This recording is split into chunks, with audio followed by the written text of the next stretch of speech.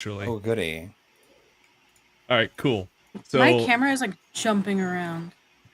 Oh, I'm gonna close and come back. copy. okay. We'll be right back.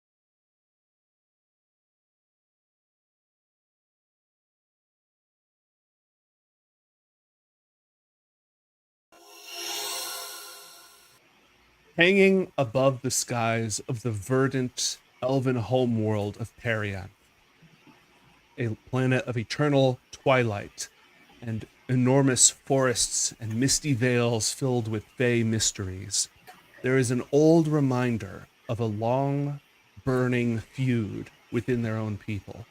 For the spider moon orbits every single night around this world, its barren, bleak exterior a reminder of a conflict 1,000 years ago, and the kin of the elves who were banished there to languish with nothing to their name. Until now. On its way to this very world, a ship, a wooden ship with astral sails billowing to the sides, soars through space, a little pocket of air around it, as its crew diligently tend to the sails. Nerves are high.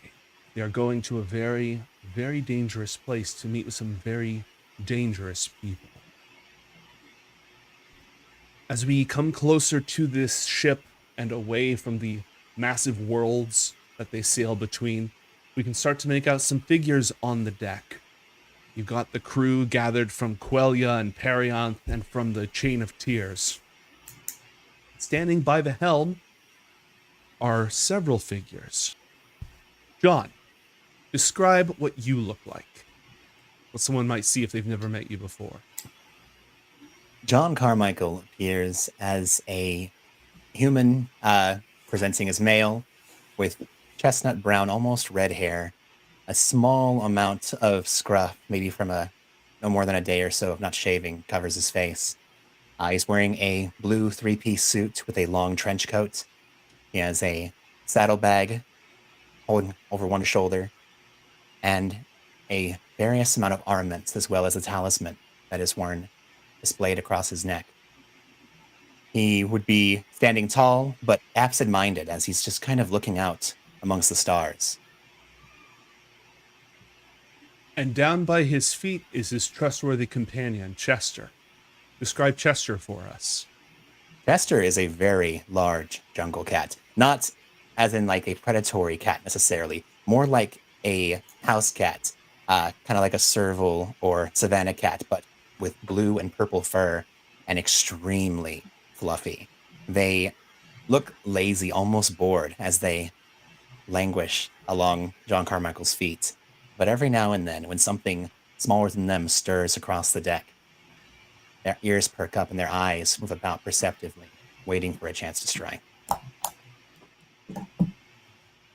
And where on the deck do we find Asena? And what does she look like for someone who's never met her before? Asena is probably just sitting somewhere. Again, like I'm not really sure what we're doing here. So she's probably just sitting, waiting. Maybe find her like on a little crate or something. Fidgeting with something shiny. She looks a lot like myself. Long black hair, but she has green eyes. You can see that she's dressed in sort of like these tattered yet put together clothes. She originated from the Zolquian jungles and was raised by wolves. So she doesn't really have a put together outfit per se, more just like different pieces that she's found along the way. Very muscular and strong, and her fists are wrapped. You can tell that she is a martial artist, and yeah, she's just sitting there, minding her business. Next to her, snuffling along the sides of the ship, is a dragon, an extremely young dragon, so it's only the size of, say, a pony. It has iridescent, almost translucent scales and glowing, burning green eyes. Whenever you look at it, it seems to shift at the edge of your vision, almost as if your eyes don't even want to set upon it. And then, of course, there's the ship's captain. Where do we find the ship's captain? And what do they look like? How do they present themselves? Captain Flig Knorkin at your service, dressed head to toe in crimson and gold. Very opulent, very high opinion of himself. Captain Flig Knorkin found himself the captain by accident after several mutinies landed him in a high-ranking position very quickly. So you have a captain not completely capable of his station, guiding this ship with all the poise and command of a Starfleet captain. So sit back, relax, and we'll get you to your final destination.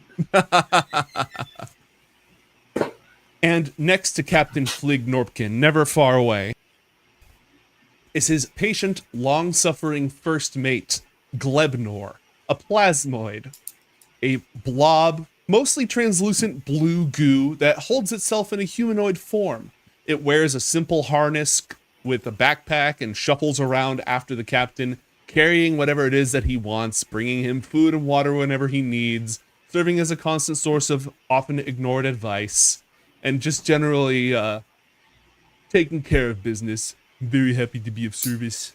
I hope I haven't been a bother to anybody. Blah, blah. It is not long since our heroes joined together. Were you about to say something, Abhora? No. All right. It is not long that our heroes have been traveling together with their perilous destination. Captain Glorpkin, first off, Aurora, welcome to the show. Welcome to Coriander Society Adventures. We're super excited to have you. Thank you for Why don't you do a having brief me. introduction for those in our audience who haven't had the chance to meet you yet? Oh, that's very kind of you. So, here's the situation. When was the last mutiny? And ballpark, how many have there been? Oh, the last mutiny was about a week ago. Okay, And perfect. there have been 5 in this past quarter. So it's been pretty tumultuous. Funny story, my first mate was actually slated to be the current captain, but because of seasickness or space sickness, didn't quite have the muster to cut it. So I stepped in, of course. I don't really have a digestive tract we're speaking of, but okay, that's fine. No mustard. It's okay. I'll step in and be the man that you couldn't be. I'm sure you will, Captain. Your ship was on its way from Ashen, the planet in the solar system closest to the sun. An inhospitable desert world filled with raging sandstorms and the long buried remnants of a mysterious civilization. On a mission of discovery paid for by rich benefactors whose identities were never revealed to you, your ship was on its way to plunder, well, to salvage and investigate an enormous weapon that was orbiting that world that had recently been reactivated, supposedly a powerful weapon of the ancients. Your crew was able to investigate the site and found that it was the location of a massive space battle against countless foes. There were derelict ships lying around all over the place and wreckage and such, and your crew was able to gather several artifacts of the ancients from the planet Ashen. That was shortly before the last mutiny and after a couple of the other mutinies. So I think that was 2 mutinies ago. Yeah, that was 2 mutinies ago because travel on its way back in is, so that was 2 captains ago that you made that discovery. The first captain never told you where you were going. The next captain had a plan to meet with some buyers on the Spider Moon, a world orbiting the lush elven homeland of Parian. That captain was then, of course, mutinied. Why did we mutiny against the last captain? The last captain didn't think it would be a good idea to pack enough sunscreen that close to the sun. So And after so after the crew sustained massive damage. sunburns, we all came together and ejected him into the sun. Yes. Space him! Is there a? Does this ship have a name? Because if not, I have an idea. It probably has had several names. We're always open to having a new one. Go ahead. What's your idea? Well, considering the ship's history, maybe the Changing Hand should be what this vessel is known for. We'll put it in the box. The suggestion box. We'll put it in the suggestion box. Yes, Captain. Glebnor takes it, writes it down somehow with a pen, and then walks over and stuffs it in the suggestion box. Now, Captain, under your command, what is your ship's mission? To find the key to the suggestion box. All right. I'll spell the first mate's name out there. On your way back, with all of this illicit technology in your hold, you were contacted by a very wealthy merchant of the Elven planet who offered you a significant sum, and you need help with what? The key to the... I'm sure we can help with that too. Yes. I'm sure we can help with that too. All we need is for you to assist these travelers in meeting up with your original buyers, the Dark Elves of the Spider Moon. I just need you to smuggle them along as part of that deal, and then you'll be all set. And we will be able to provide magical assistance to open the suggestion box afterwards. Well, that sounds like a plan. All right. Marikoth of the planet of the House of Fluris, keeping to himself how easily he just secured that deal, notified shortly thereafter John Carmichael and Asena that they had secured alternate passage. To any objections you may have raised about working with your normal crew, the Pilgrims of Pilgrim's Progress, Marikoth and the King in Dogalad told you that they've had so many run-ins with the Drow at this point. You need plausible deniability, and you need a ship that actually has business amongst the Dark Elves. This is going to be a tricky one to pull off, but if you can just make it, get to the planet, execute your mission, you should be fine. It is not a long journey. Sorry, go ahead, John. Oh no, I don't think John or Asena would have a problem with working with a strange crew. On the daily, we seem to encounter strange and varied peoples across a multiverse of planets and worlds. So this is going to be just like a normal Tuesday for us. All right. After briefly restocking, making sure to pick up all the sunscreen that you might require in the future, were there any other preparations or supplies that you would have needed to grab while you were docked at the Elven homeworld, Abora? Your ship is equipped with weapon systems. It's magically powered. Just snacks, I believe. Nice supply of pretzels and cookies and coffee and any other refreshments that you may require. Does Captain Norpin have a taste for the finer things in life, or no? Where do his tastes fall? Why, yes, he does. He fancies himself a drinker of Crown Royal, and the elves make this beautiful wine that is impossible to get anywhere else.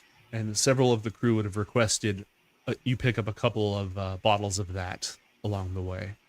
That and a copy of 6 pairs of jugs from the Centipede Planet, my favorite publication. And we'll have ourselves a good time. I'll be in my bunk. All right. You have been journeying for half a day. After all, you're not traveling very far. Captain, you have an envelope of instructions of where you're supposed to drop off the supplies, but Glebnor has been holding on to that on your behalf and is, of course, happy to share with you anything that you might need, but since the former captain gave me all the details, I can manage this if you want. Glebnor, give me that instruction. Hand that over to me. Glebnor goes ahead and passes it over to you. It is written in Elvish, which fortunately your character knows how to read, which is important for someone who flies the space lanes. This is completely legible to me. And let me see. You are to meet with a representative of House Duskren, one of the great noble families of the city of Zogatha. You've even been given instructions on how to find it. Zogatha, I used to vacation there. And that's it. It's very simple. It just says, arrive at this place on the Spider Moon, this crevasse. You'll know when you see it because of the river of slime flowing through the bottom of it. And send out a signal and we will come to collect. However, I crumple up the instructions and throw them over my shoulder. Glebnor flails afterwards to catch them before they go over the edge. Gnomes, I have a question. Fire away. Would John and Asena be aware that the captain, their first mate, and the rest of the crew is in on what is happening? Or is this a needs must kind of a situation in regards to what's happening here?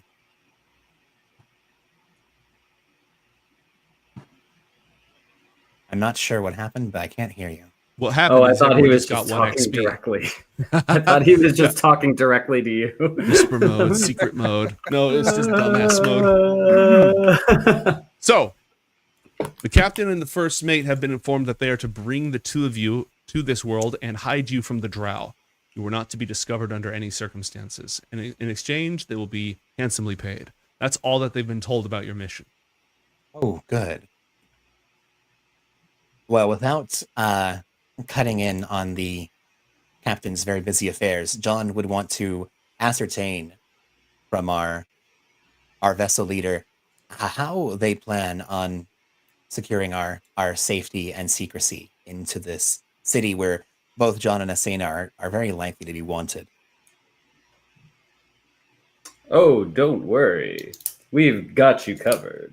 We have disguises. We have bombardment, tactical doohickeys, everything that you could ever need for protection and escape.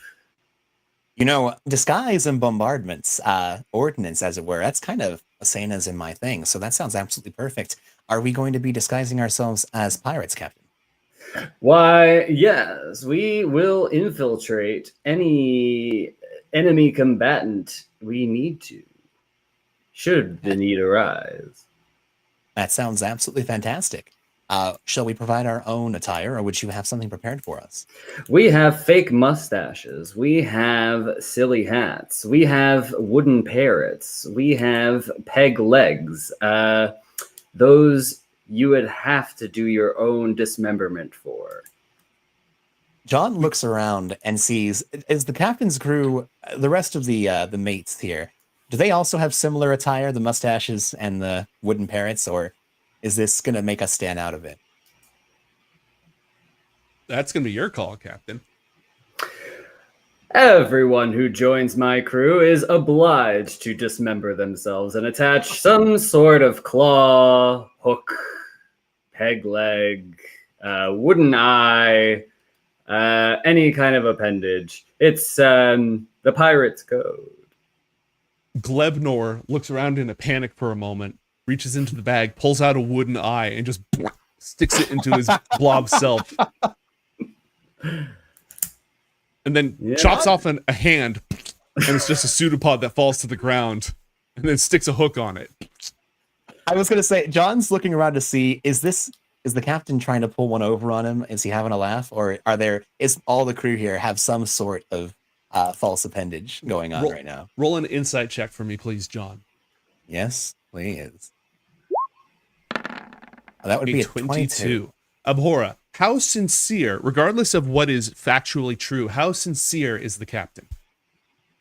Deadly sincere. You also detect just a huge amount of confidence and an absolute lack of doubt. John nods as he looks around and kind of holds up a hand as he wiggles his fingers to Asena. So hook or peg leg? I don't want to lose any of my legs. But Or we my only have hands. to look as though we've lost our leg or hand. And John's gonna saunter over to Asena, his cat, just kind of following him in a very like, oh, do I have to kind of air. And John puts an arm around Asena, and as soon as he does, he's going to just cast one of his warlock cantrips, Silent Image, in order to make the space around Asena and John make it appear as though his leg and her hand now look like a hook and a peg leg. That's the spirit.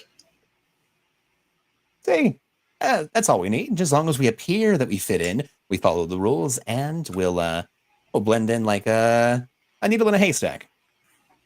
How am I gonna not kill people with this hook hand? Well, carefully, I would say. Just don't scratch your nose for a bit. Or be careful how you wipe, because, hook hand and all. Well, you just use the broad end of the hook. Oh, I hadn't thought of that. That's a good point. Yeah. I can't sympathize with these problems, I'm sorry. I don't actually have orifices. Oh, Glenlore. Actually, Glebnor, I've been meaning to ask, considering your physiology, how are you going about making this How are you talking? Is it like a mental projection kind of thing, or I've always wondered that. Yes. I just vibrate my goo at the correct frequencies to generate the correct sounds. wow? That's disgusting. So Yes, not sir. entirely different from a set of vocal cords, but yours is just a bit gooblier. Very good, sir. Oh, please, sir, what's my father's name? You can just call me John Carmichael, if you would. Very good, Sir Junior. I like this guy, or I like this glob. Yes, he's a good glob. Captain, you wanted us to be on the lookout for other vessels in the area, is that correct? Yes, let me know when one approaches. Okay. John and Asena, please roll perception checks. And if you want, Captain, you may as well. 24 for 24. John. Ooh. 23 for Asena. Dang, look at us. I And gotta. then Horror, remember if you shift double click on the character token, then it should pop up your character sheet for you. And you can find that Oh, skill okay. on the left hand side.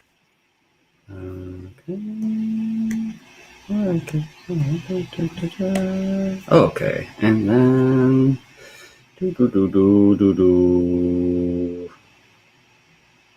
loading. Sorry, I'm on a laptop. I get it. Sorry, I'm on a caffeinated.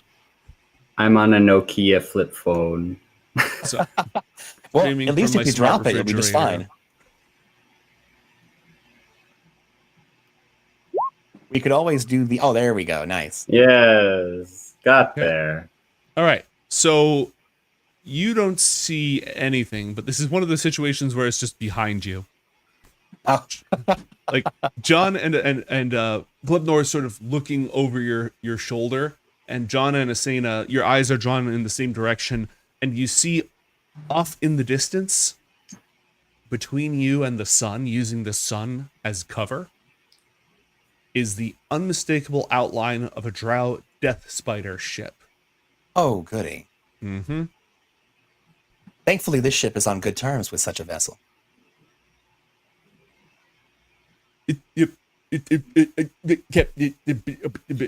What is it, Glebnor? Spit it out. That thing we just talked about, sir. It's happening right now. There's a big ship above your head. What are you mucus vibrating at me? Ship, sir. Oh! Why didn't you say so? All hands on deck! Battle Now, wait. stations. Hold on, just a moment, Captain. These are people that you set up an alliance with. Am I right? They shouldn't be of any problem to us. Let me tell you something. Never trust your allies. A fair point, Captain. You're right. Everyone, battle stations. You heard your captain. Let's go. All right. The crew, noticing that the captain is now paying attention to them, hastily tie peg legs to the outside of their pants so that they appear to be in incorrect uniform, and pull their hands into their sleeves to hold up hooks when they've clearly not dismembered themselves. And they go to battle stations. Thus far, their charade has gone completely unimposed. They call him Eagle-Eyed Charlie. All right. The Death Spider ship approaches, and it is heading straight towards you at Oh, good. high velocity. At the front of this ship, and I'll give you a visual in a moment. At the front of this ship are two. It's shaped like a spider, and it has two long mandibles that poke out from underneath that serve as battering rams. Their design is to impale enemy vessels, and I'm just going to go ahead and switch over so that everyone can see what I'm talking about. Are we about to get rammed? It does seem to be on that approach, which is odd given that you're supposed to be meeting them on the planet's surface and not getting attacked by them, but they seem to be moving in an attackwards direction. Attackwards direction. The oldest Yes. trick in the book. What are your orders, sir? Men form a counterattack words direction in their direction.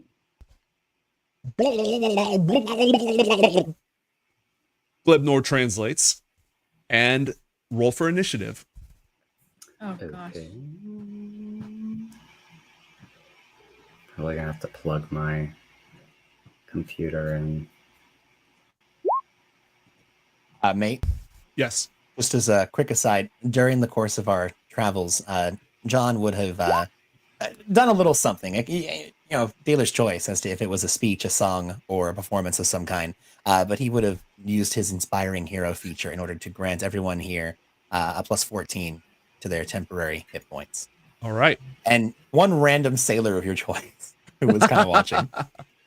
All right. Let's Sailor say Jim. John was catching up both Glebnor and our fine Captain Flig as to just a very brief rundown of what the a safe version of the plan is, making it sound as epic as possible. Okay. Salty Jimbo has been added to the battle mat. Salty Jimbo, my most veteran companion. He's actually one of the only ones who remembers all 5 previous captains. Wow.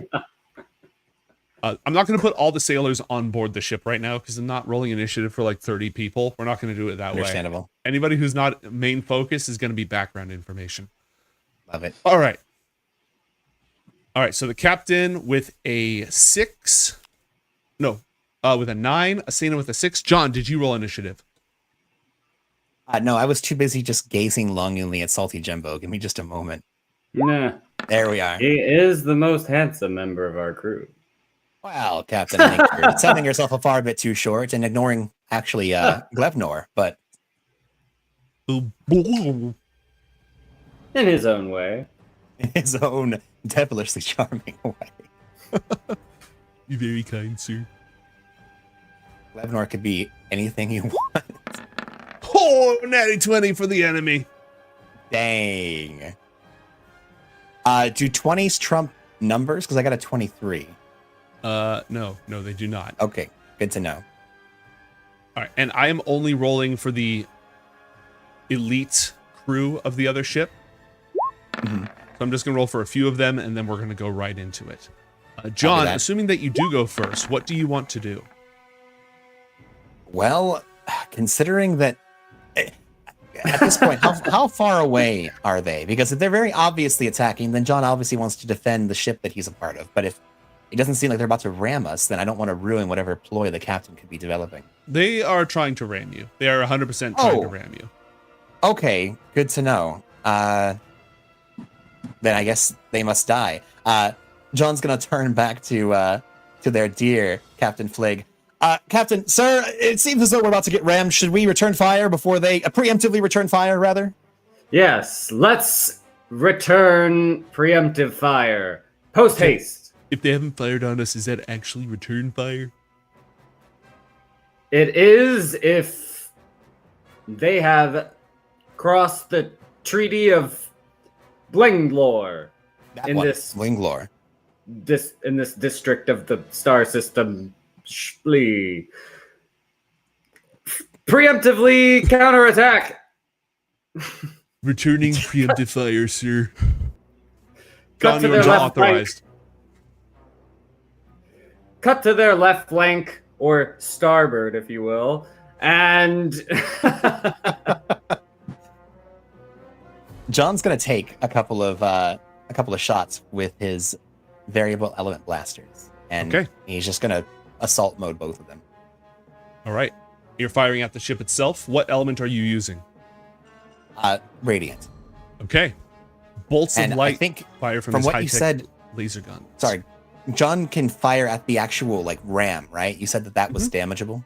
Yeah. Okay, John's gonna fire at the actual ram Okay.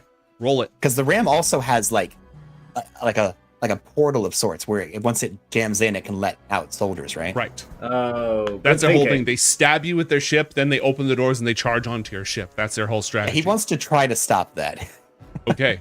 Okay, Instead so of- using the assault mode, that's going to be advantage with both blasters, right? Mhm. All right, well, got the first. Ooh, only a 17 with that one. Pew, pew, pew. That will hit once. This thing has armor. Okay. Cool. Well, one hit will take. Second variable element blaster assault mode. Hwacha. As John extends out his blaster, it starts moving and shifting. The actual gun itself twisting and turning, looking like a weird combination of magic and technology as it spins itself into position, glowing white hot with this yellow translucent energy, kind of like getting bigger and smaller as it just kind of warbles in and out in the center of this gun before finally ricocheting out in small little static bursts as it launches itself towards the ship. Okay. That's going to be 2 more hits, right? Yeah, with that one, yes. All right, so another 25 points of damage. Exactly. Huzzah! The boarding spears are not yet cracked, bloodied. It can't be bloodied because it's Ooh. a ship, but what have you. Ouch. Oh. As the ship, John's going to go move ahead. away from where the blades are about to crash into us. By the way, my plan is the spikes are going to hit, or the enemy ship is going to attempt to hit your ship at the end of the round. And can we see where it's going to go? Like where the trajectory is? Dramatically as close to you as possible, but if you move to the other side of the boat, then less close to you. Yeah, I'll just be over here. That's fine. I'll be on this side. That's okay. Okay. The hatch at the front of the ship opens, and 2 mages poke their heads out and launch fireballs in your general direction. Oh, goody. Oh, no, they don't have fireball. They do not have fireball. Thank God. goodness.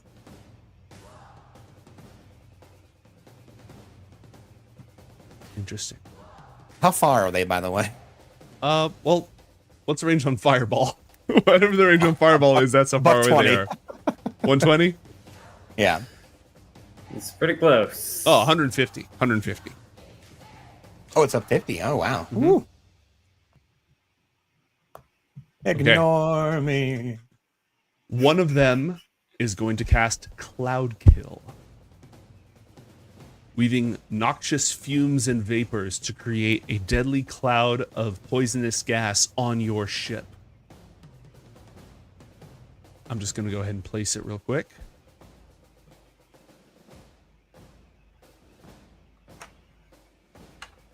And Asena, you're going to be the next hero to take your action. They are 150 feet away, 120 feet away now. What would you like to do? Aside from the saving throw I'm about to make you make. Yeah, so Asena is prepping her siege cannons. Ooh. And she yells out, I thought we were supposed to get safe passage. That's a good question. Does anyone respond to that? Because the enemy isn't. Guess not. Also roll a Constitution saving throw against poison. Are you immune to poison? Yeah. Okay, don't roll a Constitution saving throw against poison. But you can't see anything because they just dropped a poison cloud on your deck. Oh, is it obfuscating? It's a sphere of fog. The spell does not say that it's obfuscating. Yeah, I didn't think it was. Okay, then you That'd can be see nuts. through the poisonous gas, so you're all right, Okay. and you're completely immune to it. Just sort of deep breath. They are absolutely in. Oh no! So, to clarify, Abhorra, Oh, my. these characters have been all across dimensions and such. Most of the technology in this world is kind of like Renaissance era, flintlock pistols, sailing ships, except with magic. Got They've it. been to a futuristic world. She has a cannon that's mounted on her back that just went and fired a huge pulse of plasma. This has the Demolisher property, so I think that's like double damage against Double damage objects? against structures. vehicles. It's a ship Count. structure. I'm gonna say vehicles count. This is effective. Okay. Oh, yeah. This is a plasma weapon, Oh, though, yeah. so go ahead and roll for your plasma cooldown. Yeah. That's good, right? We like that one. Can't remember. And Yes. you Yes, it is. also blow up several of their sailors who were preparing to board. Woo! Oh, As this nice. burst of plasma just Battering ram is weakened. It is now below half health. Anything else, Asena? No. Okay. Roll a Constitution saving throw for Dargan, Oh yeah. Okay. who's not immune Just a to second, poison. I gotta go get. I Yep, gotta go go ahead. get my charger for my computer. Go ahead.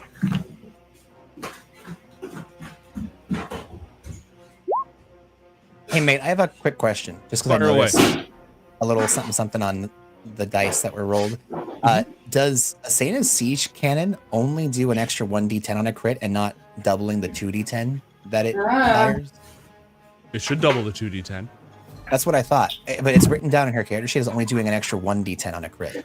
Should that be changed to 2d10? That should be changed to 2d10, yes. I believe if you leave that field blank, it just doubles it. But if you put something in there, then it overrides it.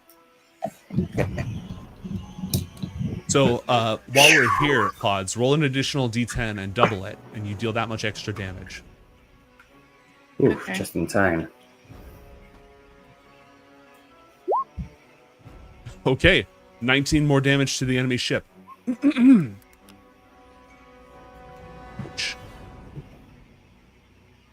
All right, Captain, it's time for you and your crew. Your crew has been ordered to fire. If you want, you have 4 cannons that can be brought to bear. So if you want your crew to fire, I'll just have you roll 1d20 4 times. Okay. Glebnor, what smells? I see what it was doing. Sir. Go ahead and roll a Constitution saving throw. Okay.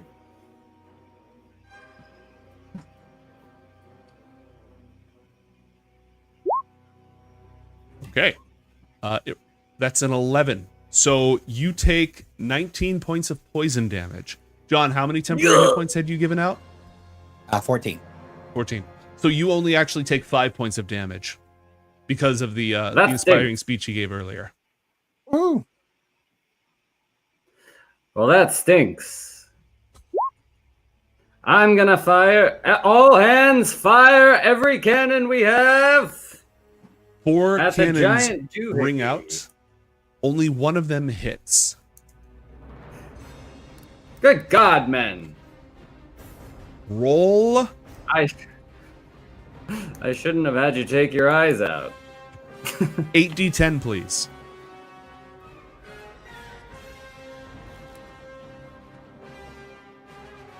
Okay.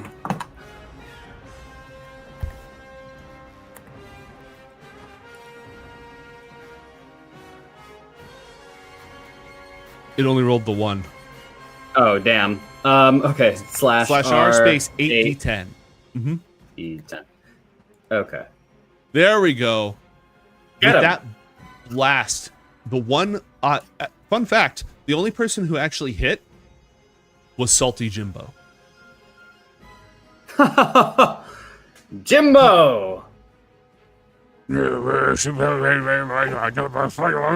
His mustache is so huge and he's wearing a fake mustache over it that it's almost impossible to tell what he's saying.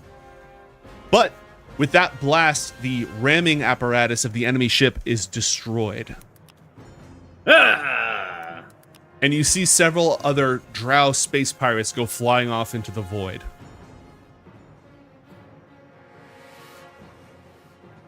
The enemy ship careens towards you. Their gunners fire their cannon,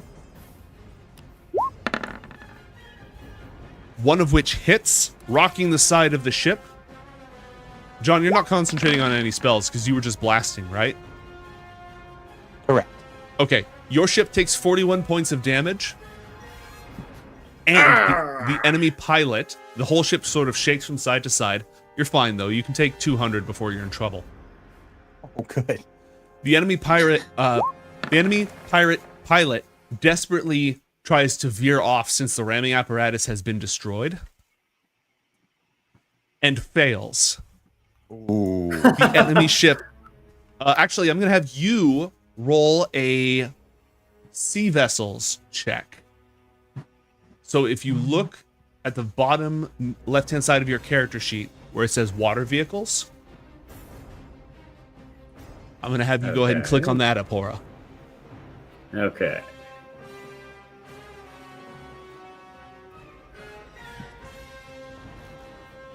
my airship. Water vehicles. Got it. Water got it, vehicles. You're going to click that. You're going to pick dexterity. This is you piloting to see if you can avoid the enemy's attack. All right, I'm going to veer this thing. Assuming you want to way. avoid getting rammed. What's your desired outcome here? Do you want them to ram into you? How do you want to pull this off? Because you got a really good roll there. I veer away. Okay. Into the flying off guys. Okay. Yeah. You hear thunks Run them over. as spaced drow bounce off the hull of the ship, and the enemy vessel careens past you, just barely missing. John, it is your turn again. What do you want to do? I initiate the windshield wipers. I'm That's assuming actually we're all just here. Glednor stretching out and as a slime, just Oh, trying to wipe nice. them off. Go ahead, John. Heck yeah. Oh, I'm in the cloud kill, right? You are in the cloud kill. Roll a saving throw. Alrighty then. Saving throw it is.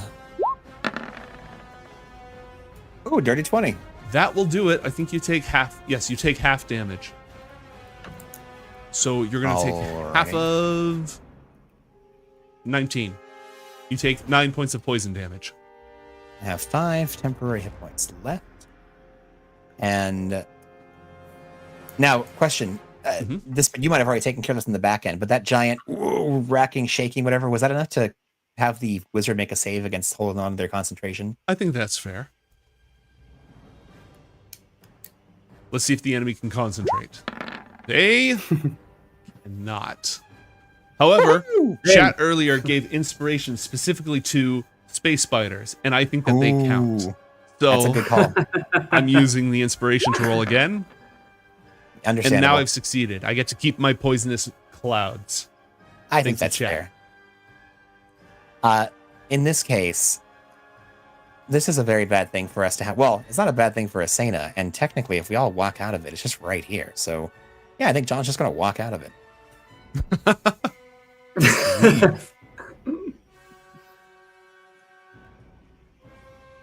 I feel like the fair captain and Glevnor will be just fine. They can find their way out of a small little font of poison.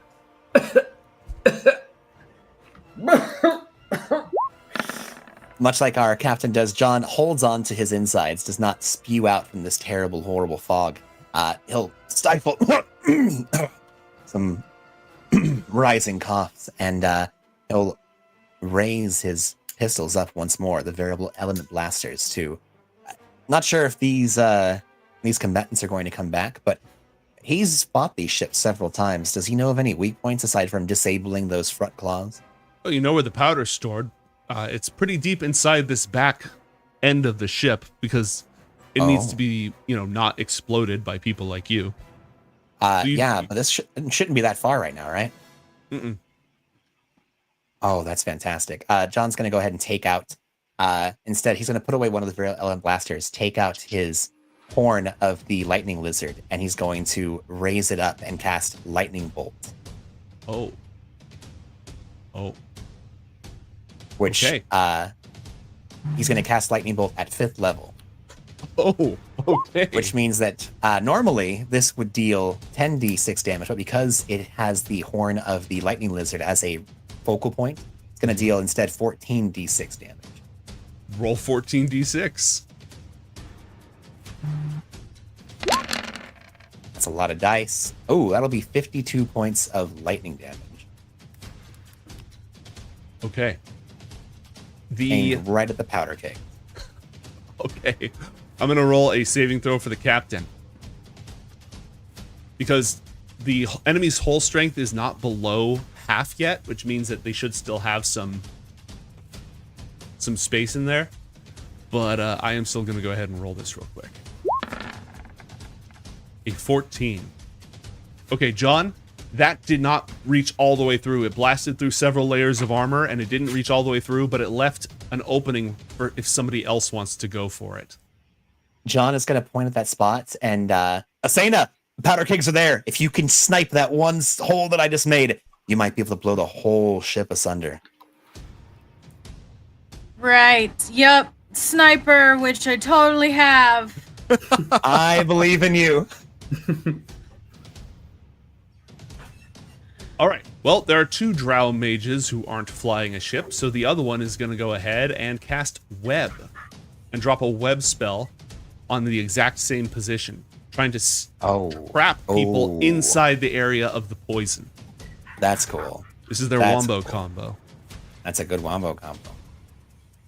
Do I have a good web anywhere here? I don't know if I have a good web. Ooh, I think I have a good web. Do you want me to drop? Oh, actually, I don't think I can drop anything. Yeah, you don't have drop permissions in here, unfortunately. Well, dang. Because I do have a pretty good web. You bought me the pretty good web. I just don't know where to find the web, you know? Ooh, I can help you find it. Oh, wait, you got it. Okay. Yeah, we'll just use this for the time being. All right, so webs, spider appropriate, are blasted all over the deck of the ship. All right, so you don't have to save until you start your turn in that area. Asena, you start your turn inside the poison cloud. You are completely immune to poison. You start your turn inside the web on the top of the ship. You do need to roll a dexterity saving throw to avoid being webbed. Okay. I don't think I like these spiders. Yeah, content warning, spiders for Shadow of the Spider Moon. Nobody warned me of this. Dex save for Asena. Dex.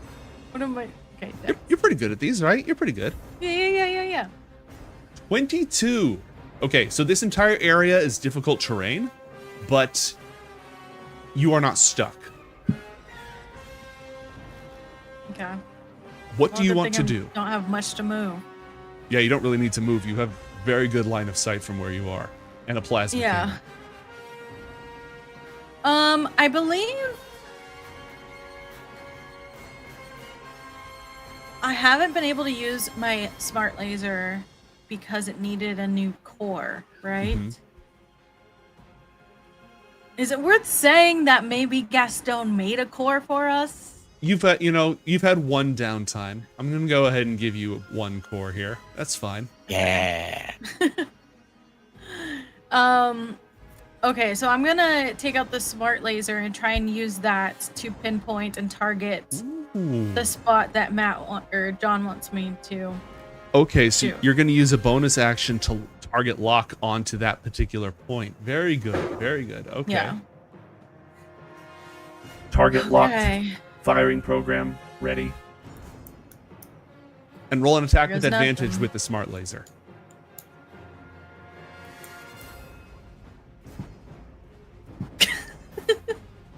Two 16. I got a 4.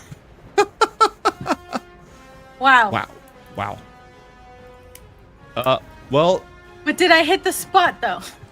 Oh my gosh, and you rolled 2 snake eyes. Are you kidding me? Yeah. oh, wow. Brutal. That's incredible.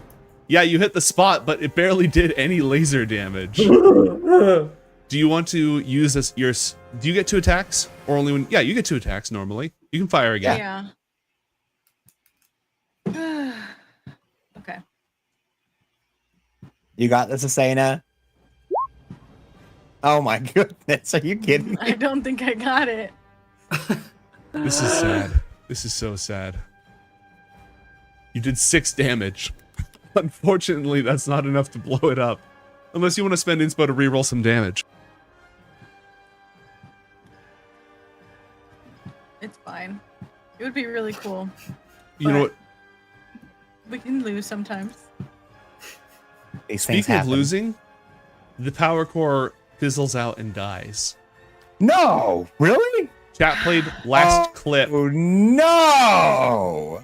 I was gonna do it to the variable Maybe- element blasters, okay. but it's go Maybe ahead. John made it. Maybe John recharged the power core, and that's why it had 2 shots. And we set it for 20 minutes and went off in 4 seconds.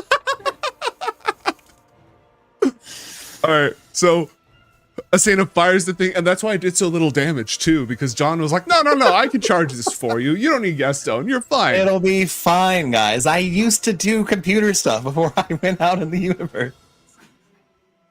You hear Asana yelling like, "Phone, call Gaston!" Colin. Dargan, get out of the freaking poison. Roll a Constitution saving throw and a Dexterity saving throw for Dargan, please. You know, Dargan's close enough that if Dargan is not stuck, they're not stuck. They rolled a 24. They could fly up and breathe their stellar breath into the hole. Yes. Yes. That's true. Glorious. That being said, they take He 19 should be a damage. little useful. They only wait. Hold on. 5 damage, right? Yep. There we go. Do you want Dargan to fly up there or no? Yeah. Okay. Go ahead and move Dargan into position and click on Stellar Breath. Where is it? Like here? Yeah, that'll work. Okay.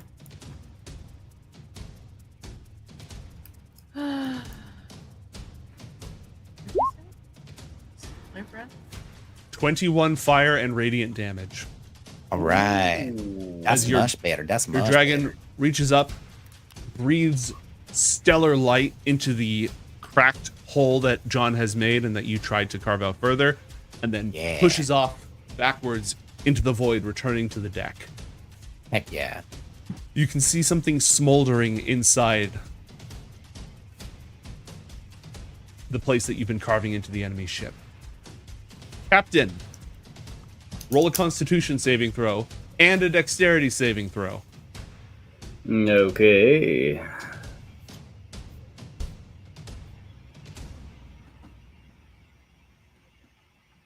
In that order. Oh. Oh. Why is our captain rolling with disadvantage on everything? I don't. Well. What's funny is the character sheet is set to normal instead of disadvantage. So I'm just taking the first one anyways. No, So I think Roll20 is having a laugh right now. Roll20's going through one. All right, Captain, you take 19 more damage. Good God! And you are now stuck and restrained in the webbing. Good. Ugh, I seem to be stuck in some goo. What will you do? You can't move. You can use an action to try to cut yourself loose. You have a pistol, I believe. You might have some other equipment that you can use. What would you like to do? I pull out my pistol. I aim for the hole, and I fire. Okay. Go ahead and fire with your pistol. Could be in the middle of your character sheet. Let's see. Baby da beep beep beep.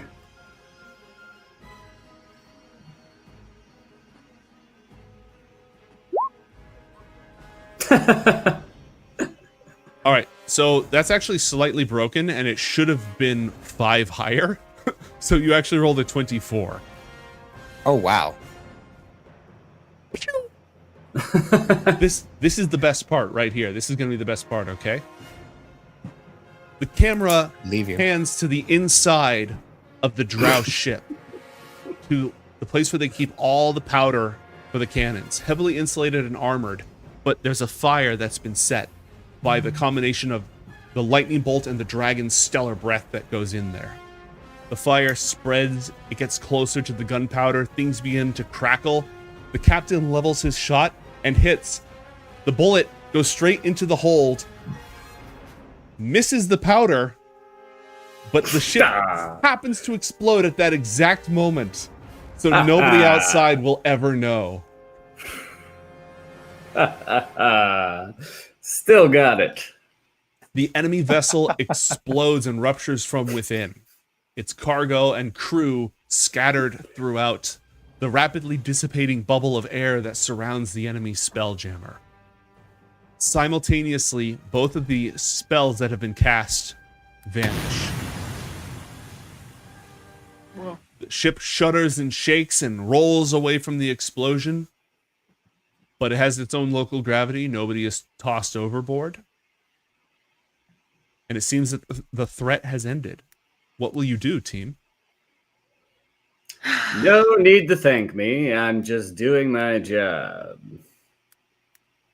You know, Captain, I'm curious. We didn't take the Pilgrim's Promise here because we would get into an altercation with the Drow, and it seems that's the first thing that happens on your ship. Yes, well, It's always good to stay a step ahead of even your allies. What does that mean? I was gonna say, so far I've been on board with everything you've said so far, Captain, but that's a bit of a reach even for me. You never know when someone's going to double cross you, so you gotta double cross first. Wait, are you saying you're double crossing us right now? That's exactly what I'm saying. How exactly? Well, take out everything of value in your pockets and hand it over to my first mate. I don't Man, I think have you're muted. pockets. Captain, can I just have a quick moment, sir? What is it, Glebnor? Captain, they just fired a lightning bolt into that ship, and they have a dragon. Maybe we should, hold off on the double cross, at least until a more tactically advantageous situation. You raise a good point, Glebnor.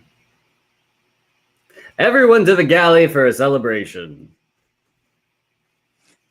Mate, we could hear the conversation between the captain and the first mate, right? Yes, you heard everything that Glebnor just said. John walks by Glebnor and the captain without so much as another look and kind of leans in and gives a very similar, we're whispering but not kind of a conversation. You know, Asena, this would normally be where I'd turn our guns around on them and say it's time for them to turn out all their pockets and give us their valuables, but we do still kind of need them. How? Yes. What do we need them for? Because even though it's very obvious they're planning on turning this around on us, they've just said so much. We need a vessel that can get us to where we're going. And at this point, the best we could do would be to kill everyone on board, take the ship back to Perianth and start all over again, which I don't think anybody really wants. You don't want that, right? No, that wouldn't be good. So we should probably try to make this work at least as much as we can. The enemy of my enemy is my friend kind of a thing, and it seems as though the captain is enemies with just about everyone. No, we're all friends here. Let's all head to the galley for a toast. The rest of the crew is shuffling past you, including Salty Jimbo. Just don't drink anything. And John's gonna clasp her on the shoulder and walk by, following closely by Salty Jimbo and starting to make light conversation. So why do they call you Salty Jimbo? Oh, you don't sound very good. Okay. That's all we actually said. There was no actual conversation. It was just Yeah, there was no actual subtext whatsoever. All right. Down in the galley, the crew is breaking into the nice stuff that they picked up on Perianth. The elven wine is flowing evenly. A quick look around the crew cabin reveals that there doesn't seem to be much in the way of quartermaster discipline or rationing the supplies or anyone in charge of assigning things out. People are just sort of digging in. Captain, I assume you're sitting at the head of the table. What is Glebnor bringing to you? Glemnor is going into my private selection and bringing out one of the good years from the elven vineyards of the elven planet. I'm not quite sure, but it seems like a good year, and I beckon our new companions to join me at the head of the table. John is going to acquiesce such a beckoning and look to Asena to follow suit. Asena will go begrudgingly. Glepnor runs around the table, pushing in chairs or pulling out chairs for people, pushing them in once you've had a seat, so on and so forth. I pat them both on the back and say, "That was a fine display today. We sure showed them, didn't we?" Yes, that was an extremely powerful attack that you were able. A full salvo from you, Captain. You blew up the entire ship with just the shot of a pistol. John is trying to work up the tale of how the captain had almost single-handedly saved the rest of the crew from this attack of Drow from the Spider Moon. Yes, well, it's just one of my many exploits. I'm a remarkable marksman. And I, no, it looks like you were going to say something. No, I just think it's fabulous that Asana and myself are being protected by such an illustrious and an amazing captain. Wouldn't you say, crew? A round of applause for our glorious and amazing captain. This vessel is in very good hands, and as are we, your safe crew, as it were, those that are going to be spirited away to the Spider Moon with a payday, not just for yourself, Captain, but for all of your goodly crew who will benefit from such an amazing endeavor. It is very fortuitous that you came across the contact, not just to myself and Asana, but did you know that the elf that you made a deal with, dear Marikoth, is the treasurer and envoy to the king of Perianth himself? John waits for the oohs and ahs of all those in attendance who are making a connection. By the way, in the background, the crew, when you're like, such a great captain, they all kind of went, yeah. And when you said a payday, they all went, Here, here. So John's going to try and see if he can rouse the crew. If there is a planned mutiny, he's going to try to, oh yes, we're all about having our great captain protect us, but man, that payday, and we have to stay alive until we get exactly where we're going, and it would be completely against not just king and country, but capital if we weren't able to complete this mission. You understand, without us being safely delivered to our destination and returned back to Perianth, there is no payment, there is no money. Your fortunes will not be changed, and if the ship chooses to change hands another time, then, well, that captain's going to have to be finding another kind of payday. This is most fortuitous, both to your current captain and to everyone here in attendance. Applause and drinks, ahoy! Ahoy! I do this thing that you say. I'm also going to use one of my gumshoe deduction dice in order to try to give a nice little bit of silver to the tongue, as it were. And away we go. You see Asana just like rolling her eyes and crossing her arms. Mate, I'm going to use a luck die on this because okay, keep the +3, re-roll the rest. Yeah, copy that. Let me just go ahead and roll that again. Maybe try and do a little bit better. Yeah, there we go. Okay, 26 total. All right, the whole crew, they're like, yeah. Now, Apora, you have a choice here because John is basically manipulating the crew. You can either choose for your character to be oblivious, or you can roll an insight check to see if you pick up on the fact that he's trying to keep you in power and themselves alive. Your call. I choose to be oblivious. Excellent. It's a choice I make every single day in real life. Don't choose, I just am. Pardon there, sir, and miss. I don't suppose in any of your travels you'd have any idea why that happened with the attacking that wasn't supposed to happen? Well, just off the top of my head, you don't happen to be flying any flags, colors, or other recognizable paraphernalia that would make them think that you were heading for an attack. Nope. Unless Salty Jimbo put the flags upside down again. Hold on a moment. With slappy ooze feet, he walks up the ladder to go check. A couple of moments later, unless you want to say something in his absence. You know, actually, Captain, if we could, but maybe turn around very briefly and go pick up one of those dead sailors, the captain, perhaps. My friend here happens to be as persuasive as I am with living folk. She is with those of a more, let's say, restful nature. If we can just pick up one of those fallen sailors, they might be able to tell us exactly why they attacked our ship. That's a good plan. Let's pull around or let's go scrape one off the windshield. There you go. When you said, let's turn around, the crew, they're all sitting around eating and drinking, and they look at you like, we just sat down. And then they hear you say, scrape someone off the windshield. Oh, okay. So Glepsy is the windshield wipers. He's just going to like stretch himself around the ship and scrape up what he can Do you Glenmore, want try to this? find someone with a medal or something. Someone with some rank, if you Do can. you want this in the galley, sir? Yes, let's have some dinner entertainment. Sorry, I'm a little drunk. Let's have some dinner entertainment. A couple moments later, Glebnor comes down with a pallet of wood and a mess. A barely recognizable smeared mess on that pallet. And a lot of the sailors, they're like in the middle of eating and they just stop and they stare and they see what has happened. Yeah. Glenmore, is there a licks his skull lips. amongst that mess?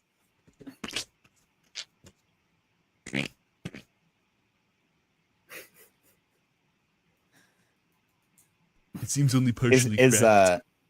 Is Darkin trying to eat the mess, Asena? He was licking his lips. Oh, God. Definitely wants it.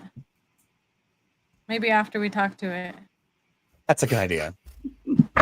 Get to know your dinner. I mean, I do think you deserve it. You did pretty good out there. I heartily agree. We deserve a tasty treat. You Quite see a Asena fine cat take you got out. there. You see Asena take out like a crown that's made of. What is it made of? Bones. Bone spikes Tied. on it. It's got Sauron vibes. Yeah. And she'll put it on her head to try and talk to the dead guy. Lich King energy. All right. Everyone in the room, except the captain. The captain can decide what the captain does. All the sailors, they kind of stop for a moment and they just look over at you since you've now got this Lich King crown on your head. What do you do, Asena? Hello, dead drow.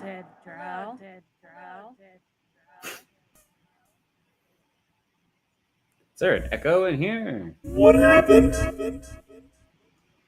We killed you. You attacked us. I think it's just one of those things where like your arm hurts, but like someone cuts your arm off, but it still hurts in your head. Not that I would know. But I've heard that's a thing. I can confirm that's a thing. I'm sorry your head hurts. Maybe you need some water. Okay. Anyway, I'm hoping you could give us some information. But talk to you, the enemy. Never.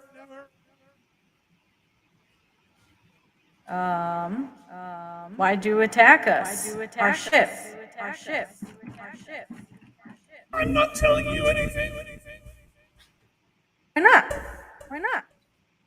That would be treacherous. Against what? You're already dead. Asena, give me a persuasion check, please.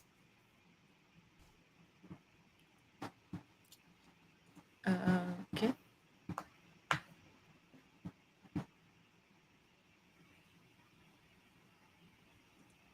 Persuade. Why can't I find it? It'll be under P. I'm not good at that. That's fair. I literally have to sing the alphabet song in my head in order to get the order sometimes.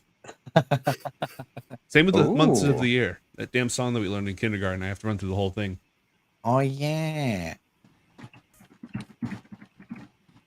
Yes, I am. I have nothing but an eternity in the demon-web pits of Lolth to look forward to. Maybe one last act of treachery will spare me from horrible suffering and elevate me in her standards. Yes. One last act of treachery for the Spider Queen. So we were sent to take your ship and its cargo.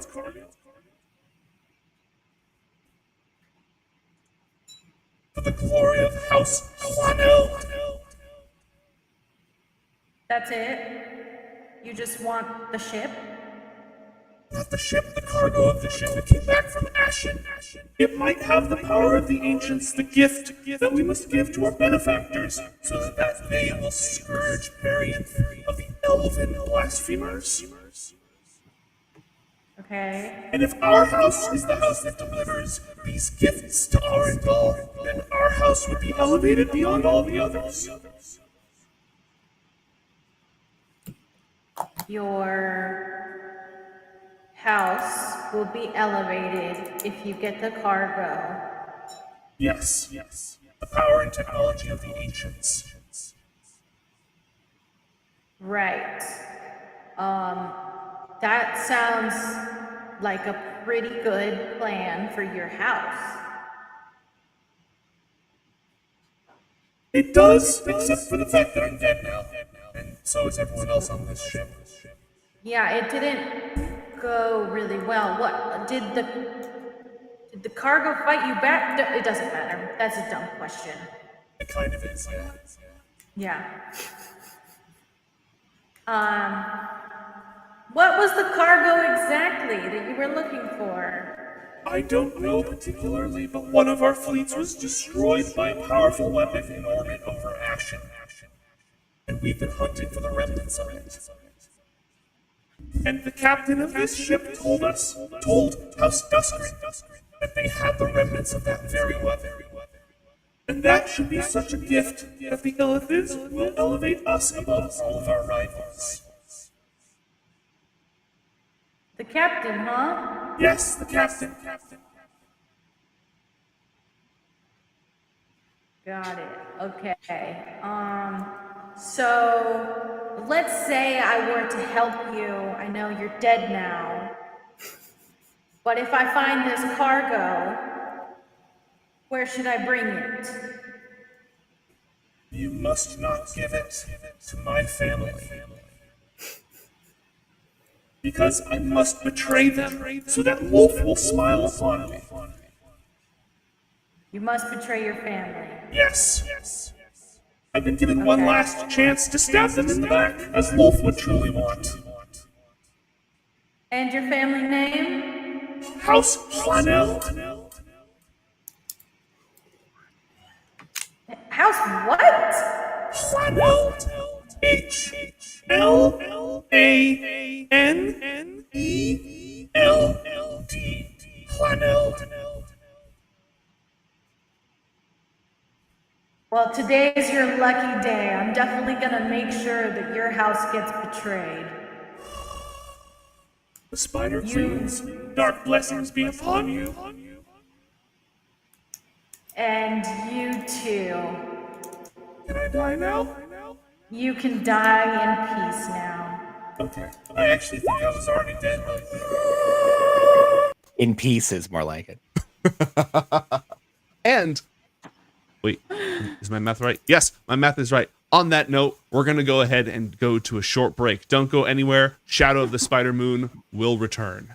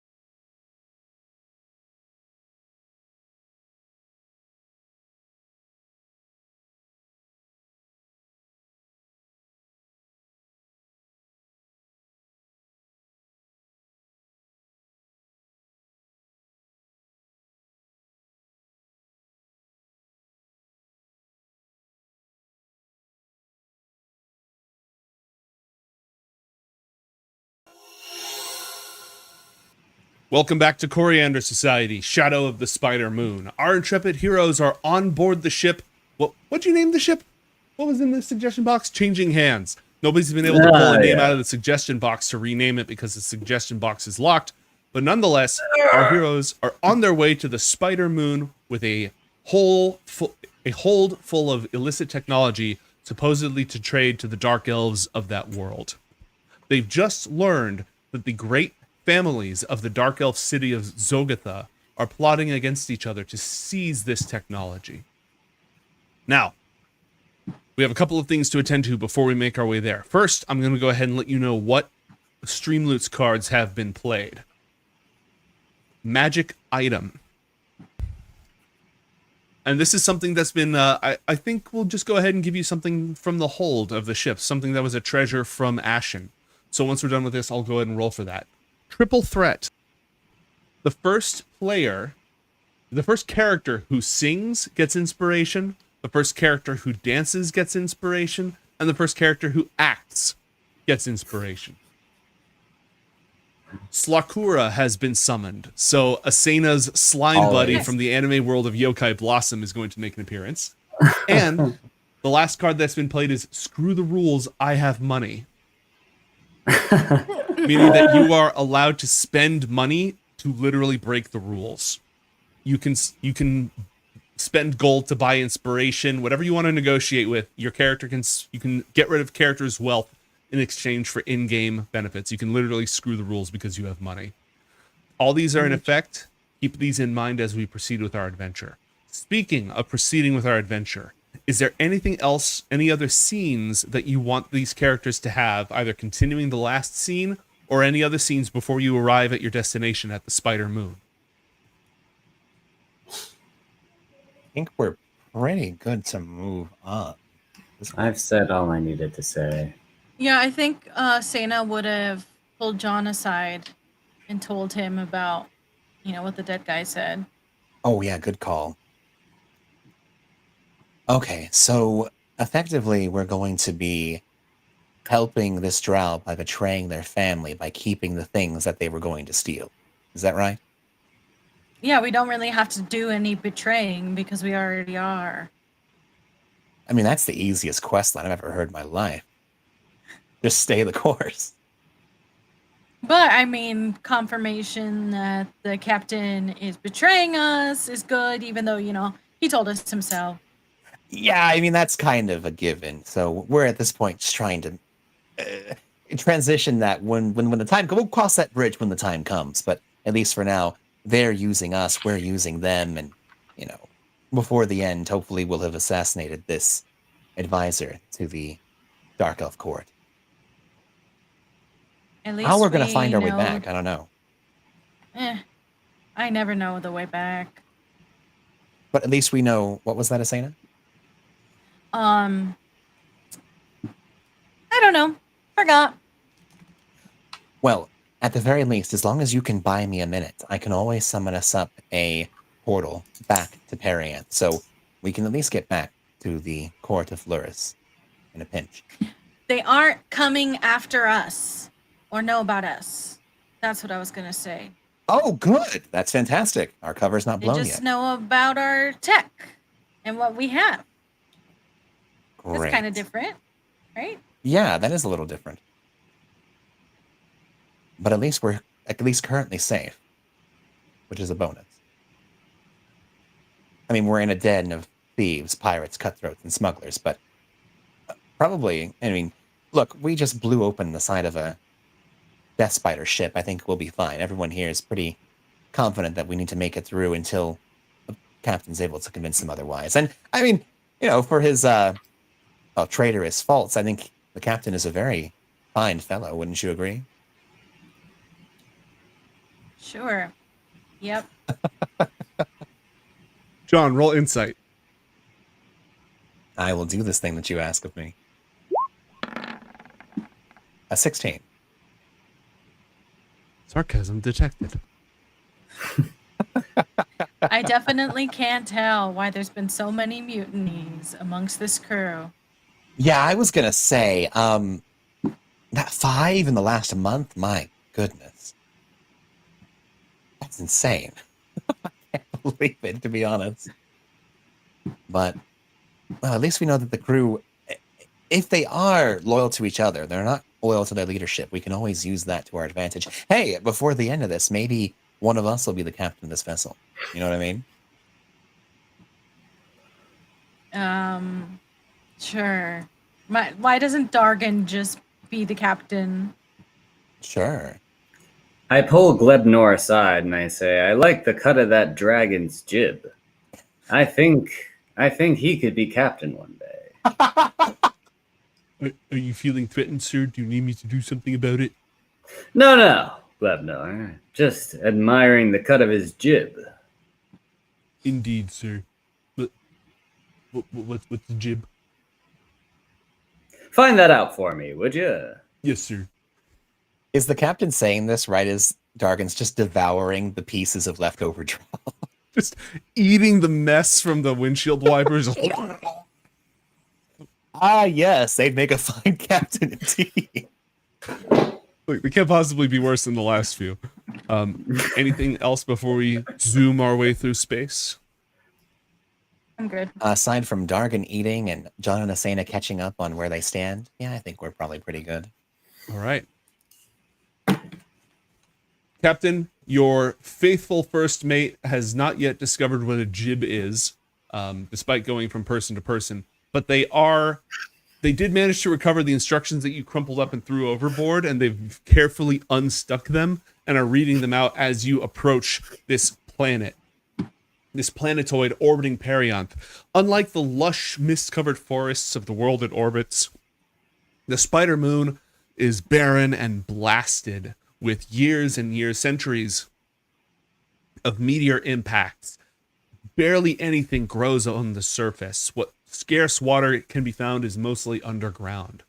Horrifying scavengers and creatures crawl across the crust of this world, seeking what nourishment they can, preying on each other. And the dark elves themselves have made their home underground in the massive networks of canyons and caves that can be found just below the surface. Glebnor, sort of sitting over your shoulder, stretching his plasmoid head up so that he can see everything, is gently, surreptitiously making it seeming like it's your idea, Lee, trying to give you directions to go ahead and navigate through. Why don't you give me a sea vessel's skill check to guide your vessel?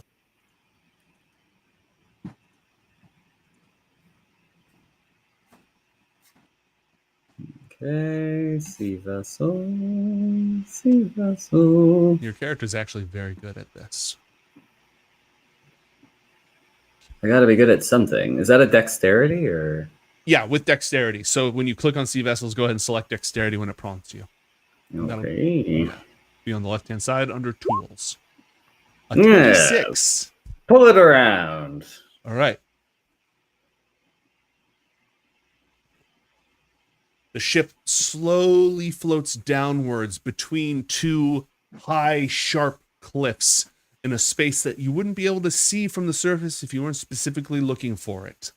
And this is not the Galaxy Quest scene where the ship goes and gets ground along the side. You bring it down nice and careful, and the crew will lower the anti-gravity anchor that plummets to the ground, and as soon as it hits the ground, gravity is arrested for the ship, and it floats, just like a ship at sea. I think we just wait now? Yes. Read those instructions to me again. Something about a slime river where your family is from. Is that right, Glebnor?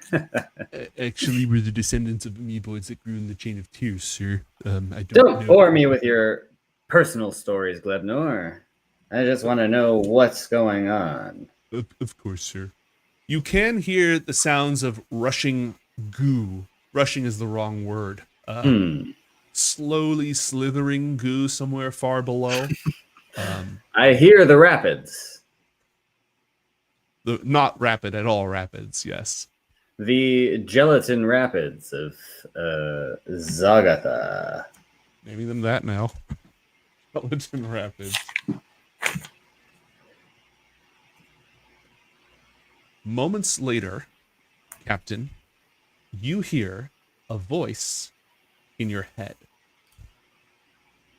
God. You will send a small crew of your most trusted, including yourself, Captain, with the cargo, set down on the ledge below. We will inspect the goods there, and if they meet our prerequisites, you will receive the agreed upon award.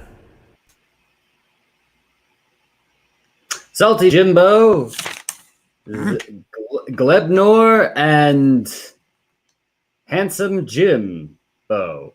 So Salty Jimbo twice.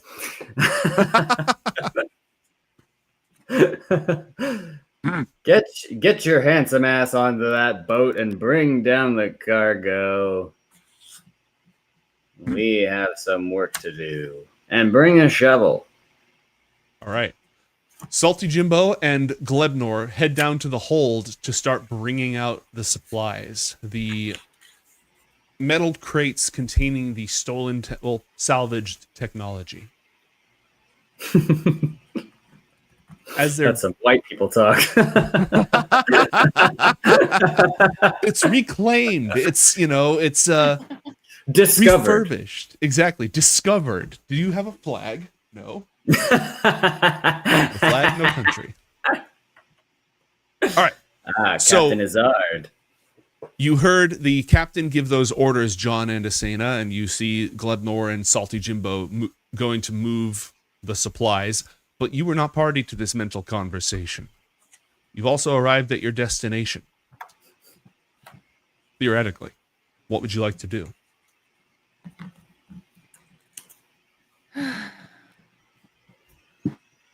Captain, if you have but a moment.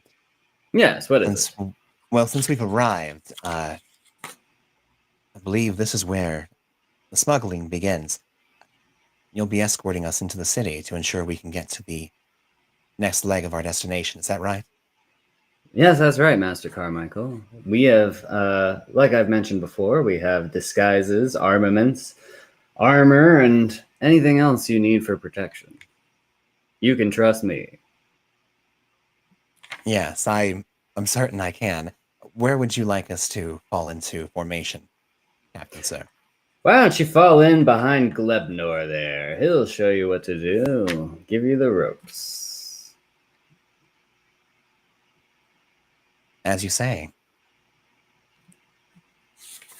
And, gosh, let's see. No, we'll leave it at that for now. Okay. What preparations do you want to make before you descend down with the cargo into the crevasse? Disguises, anything else, etc. I put on a rainbow clown wig. Fun There, fact. and- Canonically, in Dungeons and Dragons, in Spelljammer, there are space clowns. Yeah, that's true. They're expecting not clowns down there. So when we show up as clowns, It's brilliant, We'll get- sir. we'll get the surprise on them. So John- should we be like changing our outfits? Or are you the only clown? I'm captain of a ship. I'm far from a clown. See, that's why it's a disguise. I'm a very Okay. serious figure here. You know what? You're in charge. I'll just stand here. That's what I usually Wow. do. It's good to see you fall into line. I put a red nose on and honk it twice. John goes to take his position behind Glebnor and is going to lean in close and whisper to the plasmoid sailor. Glebnor, you seem to be a rather intelligent fellow. You understand what my associate and I are capable of, and both you and your captain have made it very obvious that there are at least plans for betrayal as we make our way into the city. With a host of enemies, an entire army of dark elves set against us. Not to interrupt, sir, Mr. Carmichael, sir. Do you have children? I'm not sure. Why is that of any import to our conversation? I myself have reproduced asexually on multiple occasions, but mammals and other species do not raise their children like plasmoids do, and I've learned a lot from their ways. You see, Mr. Carmichael, when you have children, it's very important. If you don't want them to do something, you just need to make sure they don't even think about it. You need to direct their attention elsewhere, so until some other whim catches upon them. I can assure you I have no plans of betraying you. It's just that the captain's thoughts are inscrutable. And they That's a word shift for it, yes. with the astral winds themselves. So I usually just say whatever it takes to keep us on course. Does John believe what Glebnor is saying? Roll an insight check. Because Matt definitely believes it. I'm hanging on to Glebnor's every word. I can tell he's a trustworthy fellow. John's a bit more insightful than I am, though, so perhaps he may All right, see at with a 31 something John, that I you've don't. deduced the following. First off, Glebnor is being completely sincere.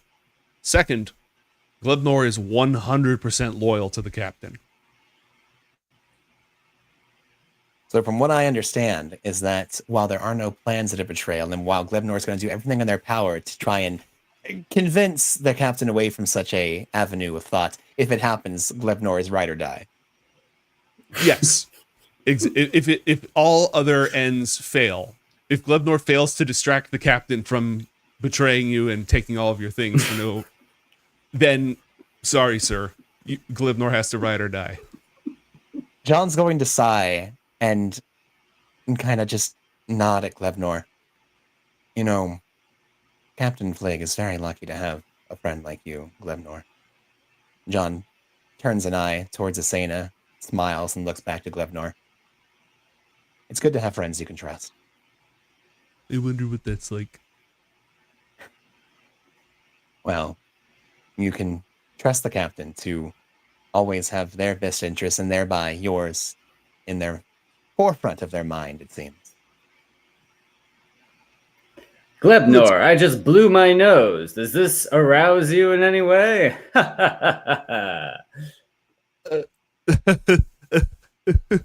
Boogers, is that like porn to you? Because you're a booger. Very, very, very good, sir. I'm funny. Plasmoids can't blush. And if they facepalm, it's just sort of a blah, blah, blah, blah, blah. All right. Are you ready to head overboard with the dinghy? I think we are. John's just going to catch up Asena on what he found out from Glebnor, and that it seems as though the flights of fancy is mostly what we have to worry about here. All hands on the dinghy. I want all my seamen on the dinghy. Captain, we're not going to be able to fit everybody in, sir. Small dinghy. I Okay. never said that about you, sir. Yeah. Well, you're too kind, Glebnor. Well, It'll just I about don't- fit all of you plus Glebnor and Salty Jimbo. Oh, good. But it won't fit the rest This of is the our crew. best That's what crew. I'm saying. This is our best crew. The four of us and Salty Jimbo. Salty Jimbo, correct. the best of The the only best. one. The Best only of one the who remembers all the captains, all five of the captains that we've had. All right. Shall we away? Indeed, we shall. John takes his plastic peg leg and just kind of straps it on the front of his boot. Throws on an eye patch and Lower us down, men.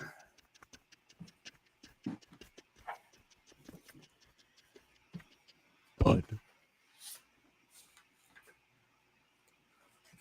Now row forward. Salty Jim. The dinghy, in fact, is designed for landing on water planets. and the gelatinous river is not quite in sight.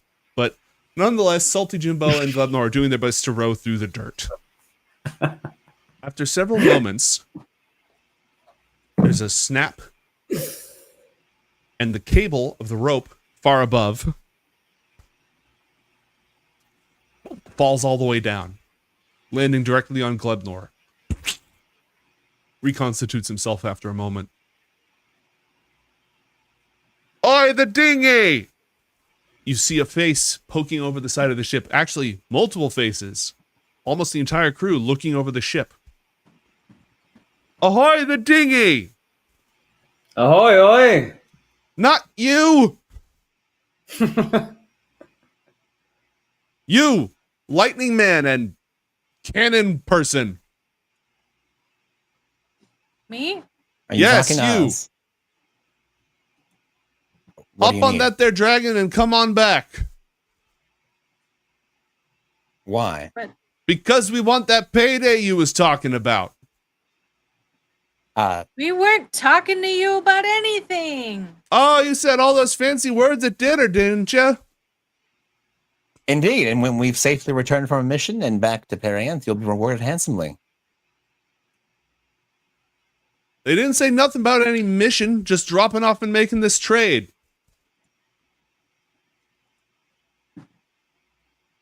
Right you are there, sailor. And John is going to take out a pad of paper and write a very brief but very specific missive to the King of Perianth and Dogalot of Florus, that this group that under Captain Flig of the Changing Hand is to receive compensation for their mission and to please deliver it post-haste when they return to the world of Perianth. And within the actual missive, John's going to include a cipher that basically says, these dudes suck. Throw them in jail. Write that in the memo of the check.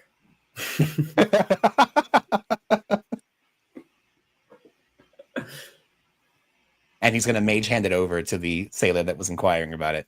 Oh, they're like, what's the range on Mage Hand? Mage hand has an initial casting range of 30 feet. How far are we? Like 120 feet down.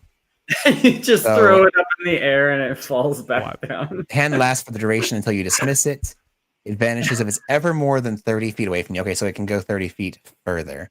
Let's see. Hold on a moment. I can do this. I'm a wizard. I don't have to leave my ship. Ball it up and throw it up there. Yeah, can I kind of paper airplane this? Aren't we still in the astral Roll a s- winds, or are we down No, on the planet now? you're planet side now. You're planet side, so gravity is in effect. You think we ought to tell the captain? Yeah, we ought to say, Captain, Yes! we're marooning you. You're being marooned right now.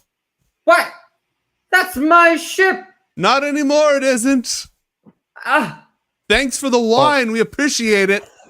A mutiny! Who could have seen this coming? Ah! John holds up the IOU about 30 feet, and as soon as they start talking about mutant, he goes, "Oh well, get it yourself." And he has the mage hand throw it like a paper airplane, like away from where they are. Oi, There's your money, sailing off into the wind. No, we're not No, you dragon people. We're not marooning you. You can come on back. We're just marooning the captain. Yeah, but we Oh, need to that be makes here, though. sense. The captain wants to be with you, and we want to be here. You understand the predicament? And we want to get paid. So you come back right now or we'll maroon the lot of you. Well, then maroon us. We don't need you anymore. Did you just say maroon us? We're on the spider moon. Right? Oh well. Hole still full of elven wine? Yep. All right. See ya. And they start cranking up the anchor. Captain's log. Date 27. This is the first entry of Captain's log, so I'm starting it off on the wrong foot. It seems that I've been mutinied and am no longer the captain, thereby ending Captain's log. And I throw the recorder over my shoulder. Mate, I didn't realize there was an anchor there. If I could just attach the note to the anchor, I really want them to go back to Perianth and get arrested for this. Yeah, you can stick the note on the anchor. That's fine. Perfect. I do just that. I run and try to hang on to the anchor. Take me with you. I'll be demoted. Just If they notice you hanging on there, they're just gonna start flying and like dragging the anchor with you on it, just like. I lose grip and fall in the mud. But John's they bang gonna up- try to move to catch the captain if the plasmoid doesn't. Oh yeah, Glepnor's gonna like flail. And actually, when Glepnor's on the move, Glepnor moves pretty fast. We've got a movement speed of 40. Oh wow. Oh, well, Glubnor used to be on track and field. It's what they call it when you're running across an asteroid from a hungry Formian. Ooh, Formian's nasty business. Well, Well, Glubnor, it's just you, me, and Salty Jimbo now. you would Well, seem so, We're sir. still here. Oh, right, and the new people. Well, Wait, we have hold the on. best. You're the new people, aren't you? Because you've been marooned and now you're with us, so right? It depends on your perspective. And entirely depends on you're right. It's the eye of the beholder and all that. You see Jimbo pointing at each of you one at a time and counting on his fingers. I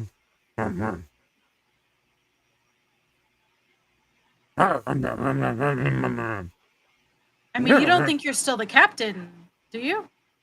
You don't have a ship? Well, I have this dinghy. Right. So if you want to get anywhere on my dinghy, you have to answer to me. You're going to need the recorder then. Glebnor, go fetch my recorder. Very good, sir. John's gonna try to infer what our friend Salty Jimbo was trying to tell them. All right.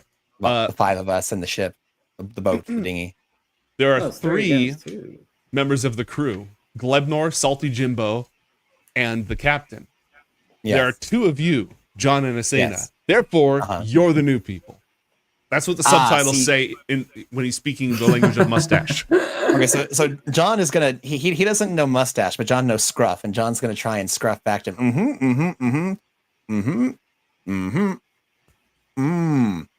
and he's saying that 4 beats 3. There's 2 of us, and then our 2 companions, the dragon and the cat.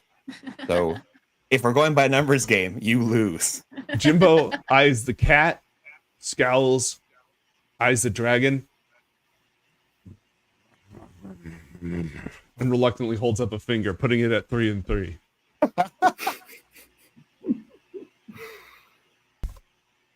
Did I mention my cat can use a sword? And when Jimbo looks down, there's a sword in Chester's mouth.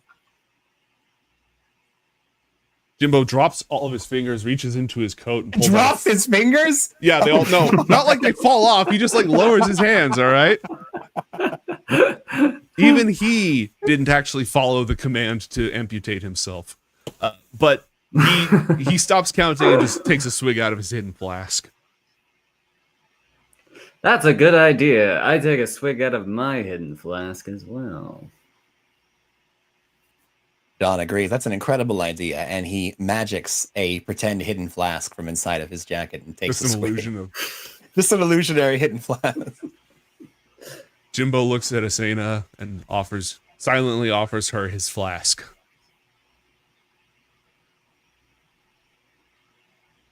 I'm not going to drink from the flask. He shrugs. Aye, aye, Jimbo. Now, let's get back to rowing this treasure to the drop-off point. Men, forward row. Well, I think out of anyone here, the woman would actually be the best at doing the rowing. She's clearly the strongest of all of us here. This is a water Fine. vessel that is run aground on the dusty crevasse of the Spider Moon. Nobody's Look, okay, rowing. that was not not water. specified to me. Sorry, I thought I made actually that clear were earlier. by a body of water. My apologies. Nope, nope, Yeah, nope. no. Instead, John is going to summon his trusty flaming chariot. Okay. John speaks some words, and a literal flaming chariot, like something out of the friggin' Bible, appears, drawn by horses made of fire and light. I would like all three of you, please, to roll perception checks. Now, hold on a moment. Where are we? Are we right outside the city? Where are we located? Let me see if I can drop you somewhere. Because first we're in like a canyon of dirt, and now we're apparently right next to a major metropolis. I just want to make sure I know where we're doing this. No, the drop-off point is implied to be near Zogatha, but Zogatha is underground. The drop-off point, good. from the drop-off point, you can still see the sky. Okay. It was implied that the Drow were coming to meet you here. I see. Okay. A 9 for the good captain. What about the rest of you? Does John get one or no? All of you get one. Oh, perfect. So Asena also roll. 19 for John. 19 from John and 23. Perceptive group. Okay. Asena, you hear them first. Soft footsteps of creatures deliberately moving slowly and carefully to avoid being spotted. You can also tell they're invisible. Well, here they come. You've been forewarned that they are on their way. The captain is wearing a rainbow clown wig. How are the rest of you attired? Just a quick query. Yes. This perception, does it happen before John summons a blazing chariot? I thought we were leaving. That's kind of why I brought it up. Okay, just making sure. 'Cause Yeah, I thought realized I thought I should to make let our you- way out. I realized I should before we summon, freaking trumpets and stuff, I should give you a chance to notice that they're on their way. Oh, perfect. Well, then, yeah. As soon as Asena gives us the heads up that we have incoming characters, John's going to put himself on high alert. He keeps his hand held of his. This time, he's going to hold on to Krantaka and be ready for anything to go south. Asena, can you tell where they're coming from? There's a group to the northwest and a group to the southeast, Asena. They're coming from up and downish. Are they close? Yes. Mm-hmm. Well, good to know. I hope you're all ready for this. Did we know that once we arrived, mate, that there was going to be some sort of secret word, password, some kind of Glipnor looks through the notes that he's been reading that he saved from the captain throwing overboard multiple times and shakes their blobby head. Just is to arrive for the exchange. Okay, so here's the plan.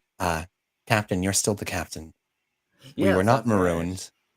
We are merely just the four party, and the rest of the crew is just going to find a good vantage point and are waiting for our signal. Good plan.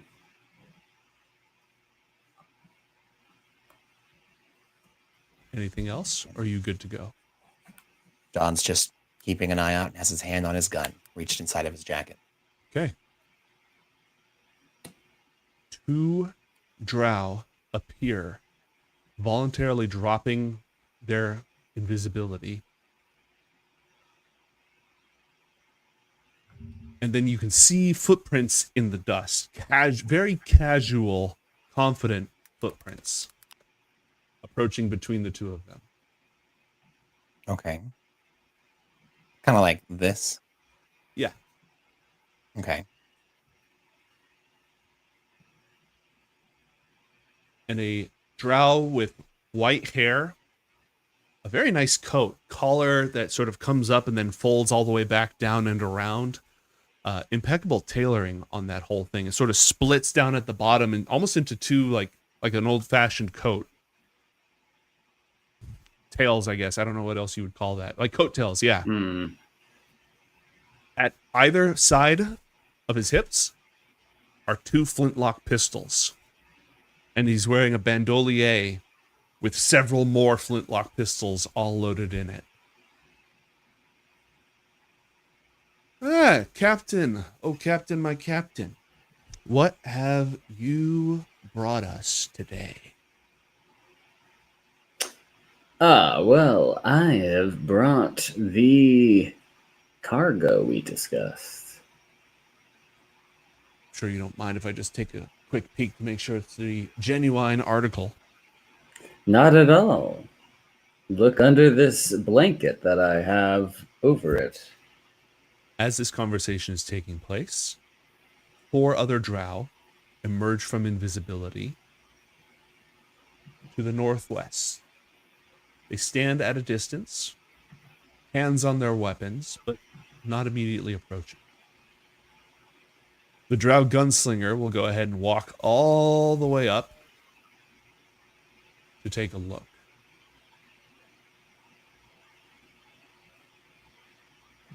Giving each of you an eye in turn.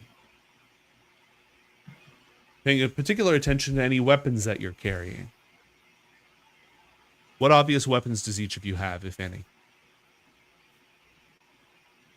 I have a pistol, a light crossbow, a rapier, and a net. All right. John, what weapons are obviously displayed right now? The only weapon that John has obviously displayed is when the drow gunslinger gets close enough. They would see that John's hand is reaching behind their coat and is just resting comfortably on a very fine but very odd looking revolver. Asena.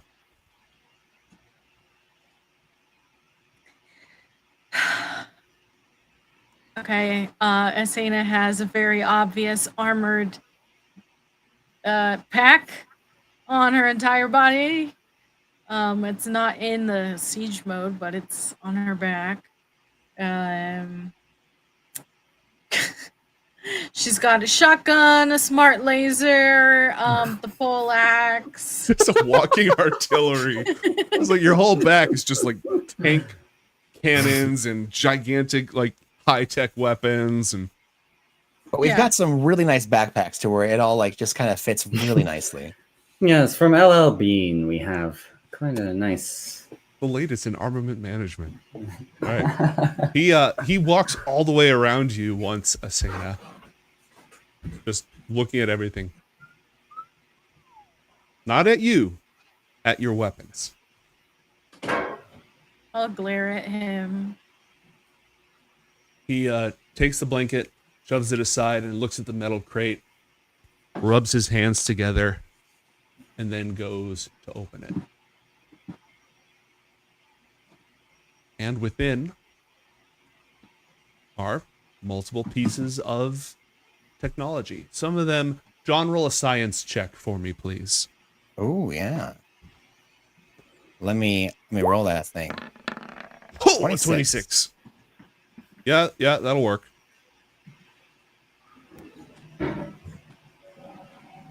All right. A lot of these are basically junk. There's like just pieces. They are legitimately pieces from the technology of the ancient civilization from like 10,000 years ago, but they're mostly junk. However, there are a few pieces of genuine equipment. You identify them as such.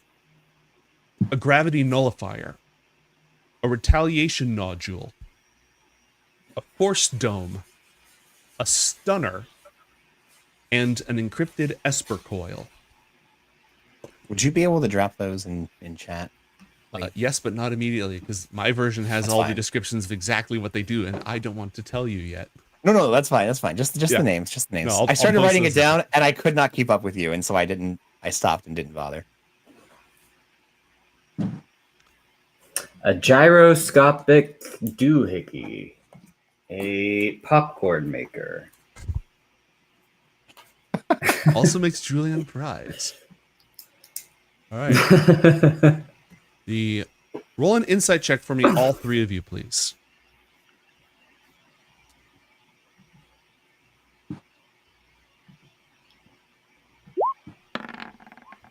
It'd be a 19.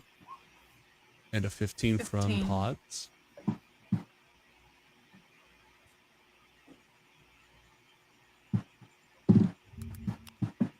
And Abhora, let me know when you got an insight check.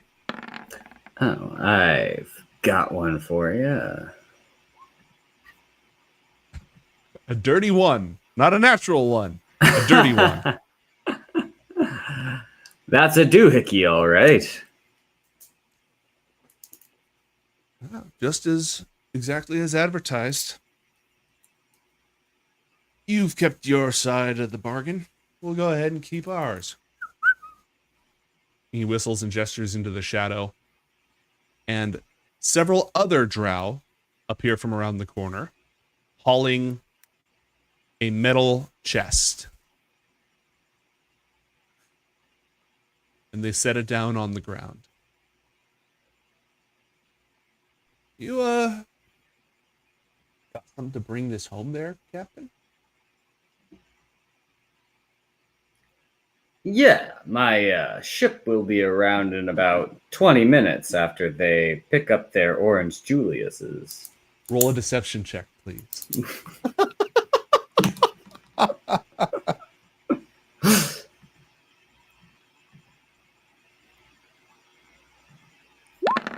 Versus a 11. So this is not a difficult 22. Okay. Nice.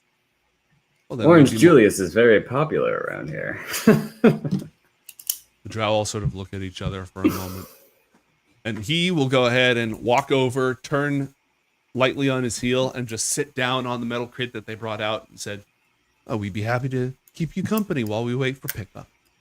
This is heavy. There's a lot in there. You're gonna need that boat. And I wouldn't want to be caught wandering alone out here. There's all manner of things. You have to be very tough, and very nasty to make it out here."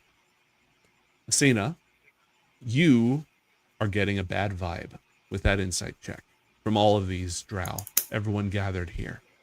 This feels like an ambush. You don't say. I know that this has been cunningly hidden this entire time from you, and you wouldn't have figured this out on your own, but a 15 insight is enough to reveal that. As he says that, Asena will respond. Who says we aren't tough? Right. I didn't say anything to that effect. No, but you did infer that if we were to take possession of this cargo, we wouldn't be able to safeguard it unless we had access to a very large ship to get out of here very quickly. I just said he wouldn't want to. With all Well, I think we're certainly fine. You don't have to worry about us. Once this deal is secured, we'll be making our way in our own time there, sir. roll persuasion or intimidation, your call. John is going to roll intimidation as he activates his draconic aura. I need everyone here that isn't among our party to make a saving throw against fear. Is that going to include the captain? No, John's gonna for now disinclude our. He knows due to our plasmoid friend, the captain means well. He just has flights of fancy that seem to take hold of him. John's just kind of assuming he's cursed with some sort of wisdom saving thing that he has to deal with. It's sad more so than negligent at this point. So no, he's not gonna make the good captain roll against his fear aura. All right. What about Glebnor and Salty Jimbo? No. I like Salty Jimbo, and Glebnor is my bro. We're fine. Okay. And That'll be none of a them have resistance. DC It's a 15. DC 15 wisdom saving throw. All right. Yeah, let me just drop that for you there. Thank you.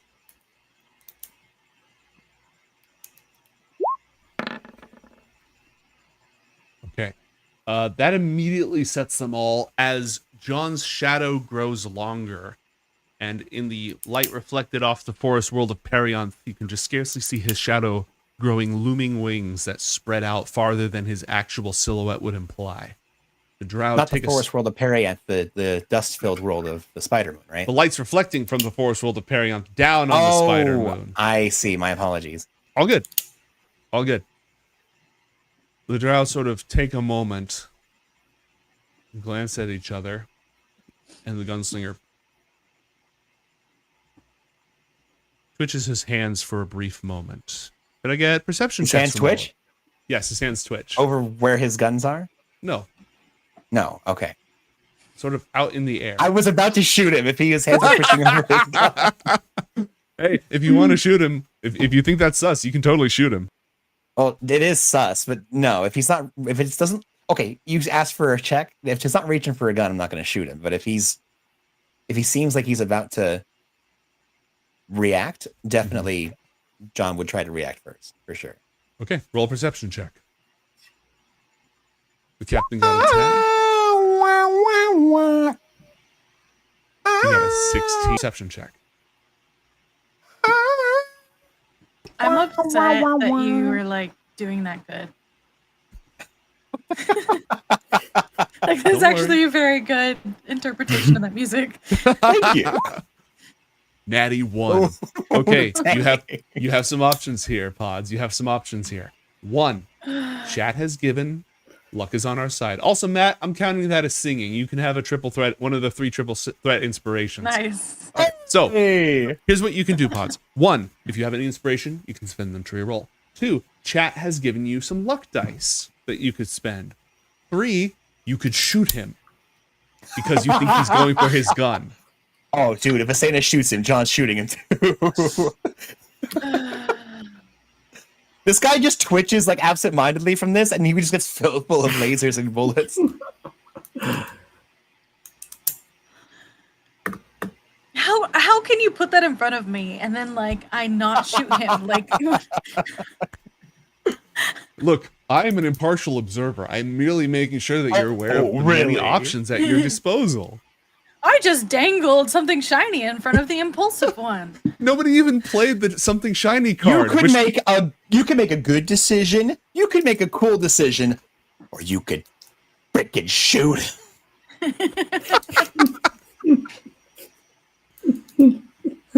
What'll it be? This is the good, the bad, and the ugly of DM decisions right now. I know. Okay, what does the lucky die do? If I roll it, it just adds to it. It's a Right? reroll. Oh, it is. And it's a reroll that it's one of the only things that stacks with inspiration. A lucky dice, you actually get to, so you can do inspiration, and if that fails, you can also spend a lucky dice on it.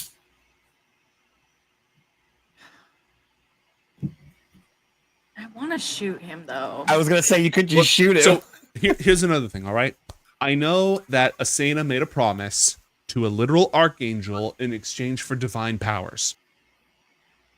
And as part of that promise, she had to agree not to kill people when she doesn't have to kill people. But here's the thing. Asena doesn't get to decide whether or not to use inspiration or luck because those things exist outside of the game. Meaning that if you got a natural 1, which led you to believe that he was going for his gun, and you shot him, hashtag Right. Asena did nothing wrong. Officer, you don't understand. I thought he was gonna kill me. He was eating frozen yogurt, and the spoon was very sharp. Okay, you weren't there. In It's Florida, gonna turn that'd be into legal. It's true. hashtag Asena shot first. But only in like 20 years, we're going to re-record this and we're going to edit it so that he shoots first, okay? Yes, yes. Rewriting history. Mm-hmm. One scene at a time. It's called a pre-counterattack. I love how Captain Flig is all about like, yes, we're going to counterattack preemptively. Is my pugilist weapon a gun? Do I have another gun that I don't know of? Your pugilist weapons are not... Guns are not pugilist weapons, unless you studied the gun kata, which you have not. I did not. Ooh. But what I'm if just we- trying to think of like what she would have shot with because He's pretty close. You have your shotgun, right? yeah, but it's very He's if we just also for his gun and you have the time to like What if your shoulder-mounted predator like cannon comes down and just blows them all to high Just hell? like it's been twitching the entire time. It's just neural uplink, and so the moment that he goes for it, ka-cha! No, but like you are fast enough that you could go for your shotgun. Yeah. Asena's, what's your dexterity score? Oh. It's got to be high, right? Like an 18 or a 20. There's a 16 under the 3. Okay, yeah, you're Yeah. pretty fast. No, wait, that's strength. That's What's your dex? 14. 14. Okay. I'll just say I will. You're not going to necessarily shoot first. Can I just like, if I'm so fast, Mhm. can I like run up to him and knock the gun out of his, like punch the gun out of Yeah, his okay. hands? Yeah, you can do that. You can do That's that. way more in line with Asena. It's just to beat him. Okay. For now, only Asena and the gunslinger roll for initiative. And immediately after this, everyone else will go in. Okay. I mean, and it makes sense because she's been very on edge this Mhm. entire time. I mean, ever since the captain said, "Give me all your, put everything in the bag." I didn't do it. I Okay. got a 12. So this guy is fast on the draw. So when he sees you going, he goes for his gun. Now, mate, I had it said that if he went for his gun, I was going to shoot him. So Yeah, as soon as he roll for goes for his initiative, gun, John. yes, I was going to say, John, like, Abhorrent, he do you sees him twitching, and then Asena's like, wait, he's going for his gun. And then he goes for his gun, and John goes, oh, he's actually going for his gun. Captain, did you have your hand on your gun as well, or were you playing it cool the whole time?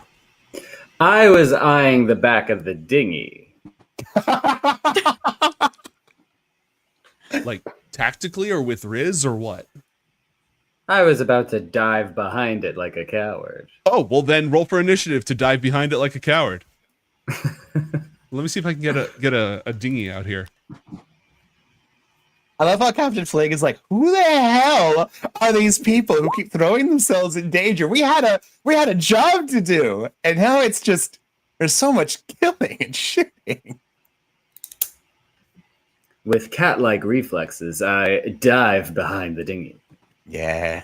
That's so good. Okay. Glebnor also has an ability that when he is surprised, they are able to roll for initiative anyways. Oh my gosh. Wow. Glebnor. Oh, this is Glebnor. perfect. Okay, John, go. All right, as soon as he reaches for his gun, John just pulls out Krantaka and just unloads on him. Okay. Go for it. We're gonna have this is obviously not a feigned fee or undead, right? This is Correct. just cool. Okay. Krantaka the first. Computer, play Coriander Combat Mix 1. And Krantaka the second. Oh wait, I don't know why I had advantage on that. I shouldn't have had advantage, right? That's fine. We take the 20. 20. Okay, and disadvantage on the second shot. 20s all around. Okay, so that's 29 points of damage, right? Yep. Cool. Anything else? That's action and double tap. Bonus action, John takes out one of the elemental variable element blasters and is gonna assault mode it and just radiant damage. Okay. All right. The 27 hits, and his AC is 18, so you get one extra hit. One extra hit it is. And brrr, Okay. You just immediately... Anyways, you start blasting. Do you want to move? I mean, taken after the captain. Yeah, he's gonna. If John can, he wants to try to grab Asena and like get them both behind cover. If not, No, Asena's heading in a completely different direction right now. and John's just gonna duck behind cover. He trusts that Asena's gonna be okay, and he's not gonna go prone, but he's gonna kneel down to make sure that he can get in a position. Chara, Okay. not Charlemagne. The cat is gonna get behind, and is basically just gonna position themselves to where they're Ooh, there's a bunch of bad guys over here as well. Uh-huh. Hold on a moment. Charlemagne's here. Egad. Hold on a second. There's also some centipedes feasting on the corpse of an ogre, but they seem to be minding their own business. For now. Chester's going to go full Charlemagne and turn into a giant cat. Okay. Take care of some of the ads. Yeah. So in a moment, Chester draws their crazy magical sword and transforms into a giant magical cat, and is going to start eating people. Okay. While you're doing that, Asena, because you were the first one to move, the gunslinger saw you go first. John was just incredibly fast, but he's still shooting at you. He pulls out both of his guns and fires 2 of his poisonous pistols right at you as 2 separate attacks. Oh no. Okay. Blam. Does a 19 hit? Yeah. Do you want to use a reaction to block it? Sure. Okay. Ooh. You caught the bullet in your bare hands. Do you want to spend a focus point to Nice. shoot it back at him? Yes. Okay. Yeah. Roll an unarmed attack. If you hit, he takes the original damage that he rolled. Oh snap! That's cool as heck. You flick it. Never mind. He takes twice the damage, which means he takes 34 points of damage. So, Whoa. the bullet. He fires his first shot. A moment later, the bullet he fired pops out the back of his head, Oh my goes God. up, and just falls over dead. Anyone Dude. else? That might be the coolest thing Asena has done, at least in a very long time. Of this season for sure, man. Wow. Captain! Damn. No! As Glebnor surges in incredible barbarian rage. Get him, Glebnor. Whoa. What? Glebnor enters a barbarian rage and runs over the ship and does a flying leap directly towards the drow who's closest to the captain. Oh my gosh. Just screaming, because his whole body can be a mouth, because he just makes noise by Yeah. jiggling. So his entire body is just emanating battle cries, gelatinous just battle screaming. cries. Oh my gosh. And it looks like I got interrupted when I was doing all this, so I'm just going to go ahead. And he will attack recklessly. Heck yes. You love to see it. Wow, a 13. That's terrible. And a, How unfortunate. hold on, I'm going to use ferocious attack on the What is 13 that missed. Oh, hello. So instead, he hits both times with his maul Ooh. and just beats the drow into, like, there's smashing Is his sounds. maul just an arm that turns into a giant hammer? No, he has a maul. Oh, he does. Okay. He just pulls it out and just starts beating, and you hear crunching sounds and a brief scream, and then just like splattering everywhere as the plasmoid's translucent form is now covered in blood. Oh my gosh. Asena, now that you've killed their leader, it's your turn. My God. Yeah, that was crazy. That's badass. And they're gonna go so I after guess you. she's sure. I guess I kind of got a little, probably halfway before Mhm. he shot at me. Oh, you guys are still here. None of them have even Chance drawn their to weapons. run. They haven't had a chance to move yet. Everything has been happening faster than they could react. Also, mate, aren't they all terrified of John because of his Oh, yeah. draconic aura? Well, Yeah, yeah, okay. and probably Asena too now. That's what I was gonna say. Like, Asena kind of like just blew this guy's head off. I'm gonna punch him. Okay. Roll it. An 11 is a miss. However, Okay. Fine. chat, again, gave each of you one lucky dice that expires at the end of the session, or you could spend money to re-roll Yeah, because money. screw the rules. I have money is in effect. How much money is a reroll? 200 gold. Okay, I'm down to 4,800 gold. Okay, that is a hit for 13 points of damage. Are you hitting to stun or to kill?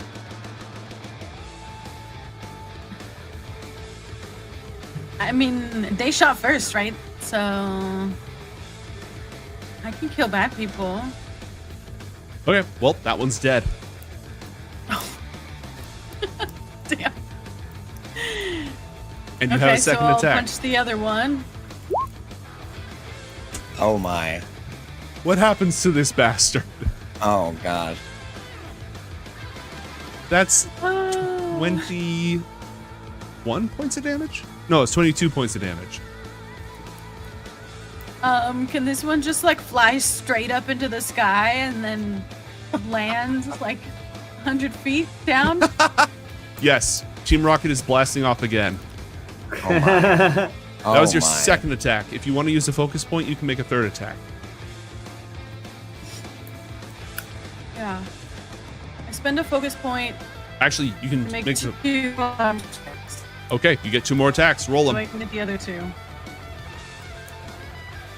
Get him, Asena. That's Oh a my hit god. for 6 points, and a second hit to finish him off. What is this Drow's fate? Oh, I killed another one. Yeah. Oops, didn't even notice. Oops, He can just I land did on it the, again. on the other one, so that's just like a pile. pile. Of bodies. Yeah. Okay.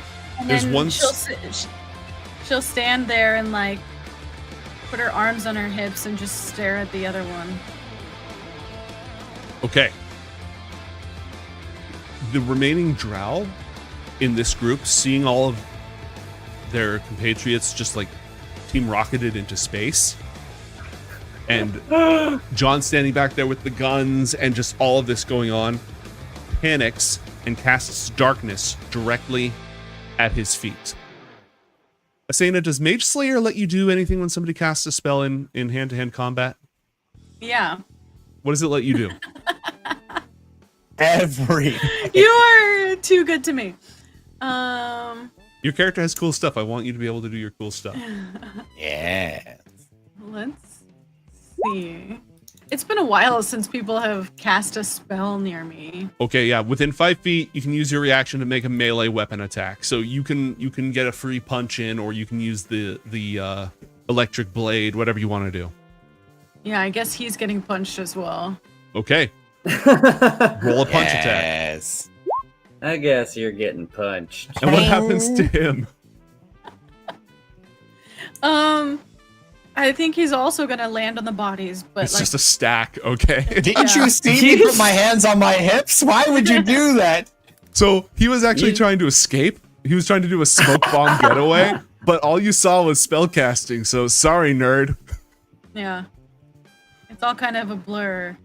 You just Sounds like- Popeye Great job, haymakered.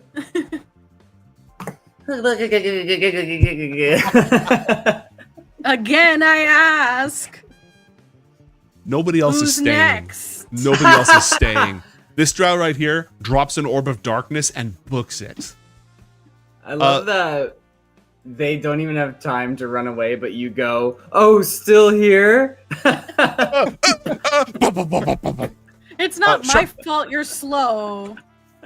Matt, Charlemagne doesn't have blind sight or mage slayer, right? No, but Charlemagne should have been able to attack them. I just didn't want to interrupt you with what you were doing. Oh, go ahead and have Charlemagne do the attacks now, because they are trying to Coolio. shadow bomb escape. Great. So they're going to start off by, they get advantage because they've never seen a magic cat with a sword before. Can So that's you 11 click that points of ability slashing. just so it posts in chat? Because I Yeah, just sure, I love sure, the sure, text sure. on it. Is Is that that a a cat? cat? He's got a sword. First time Charlemagne fights a specific foe, all the attacks against an advantage. Only works if they don't know why a cat would be wielding a sword. Does 11 do it, or do we need a little more? kick What for that is powder? Charlemagne's proficiency modifier? Is a I'm assuming a plus. Charlemagne may use 3. their reaction to finish. Oh, it's +3. Okay, Charlemagne yes. uses their reaction to finish. Okay. When they do the pouncy pounce, if they successfully pounce them, they get a bonus attack with Drop their, it in chat. Yeah, I'll do that again. Oops, I did it again. I Pounce. hit with the pounce. If the target is prone, you can make an extra attack against it. So Oh, it's the same one. Okay. that gives you your reaction back. That's what we Oh, do okay, here. perfect. Yeah. Great. Well, Okay. there we go. They Is that they it for pounced that Charlemagne? one. Yeah, I mean, I think they just get the one, I suppose, and then they're just now a big cat that's right in front of this one. Okay. Darkness and book it. Copy Using that. using the darkness to block attacks of opportunity. They are now in full retreat. And there was a straggler down here. Yeah. Move away 30 feet. Darkness. Move away 30 feet. They're all just scattering. Darkness. John, it's your turn. So here's the funny thing, mate. John has Devil's Sight, and he can Oh, see through magical darkness. So How are they supposed to know that? They don't know that. There's 4 guys left, right? Mm-hmm. Okay, great. Thanks for that. John has, I think, no more than 3 attacks. Because the element blasters can't take multiple attacks, right? They just get 1 big attack. Mm-hmm. Shoot, I can only shoot 3 of them. Literally Well- everybody else gets to go before they go. So Yeah, John's just going to take 3 shots. He's going to just, let's see here. How far away? No! I clicked off of roll 20. No! I don't know why that button exists. Hold on, let me bring John back up. He's just While going you to do fire at the 3 closest to them. okay, while you're doing that, I'm gonna have Glebnor. Glebnor Good, good, good. make a check to see if they can get out of this mess.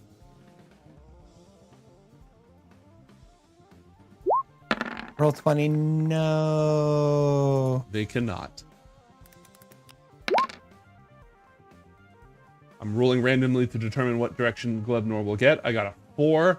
1, 2, 3, 4. All right. The shrieking, whistling sound as Glebnor runs out here, splats into a pile of difficult terrain. Doesn't see any more hostiles. Runs back over to the captain. Is everything okay, Captain? Fine, Glebnor. Fine. Just how are you? I was just covering the rear flank. Very good, sir. And Glebnor's rage ends, and they are now slightly tired. I rubbed Glebnor on the back.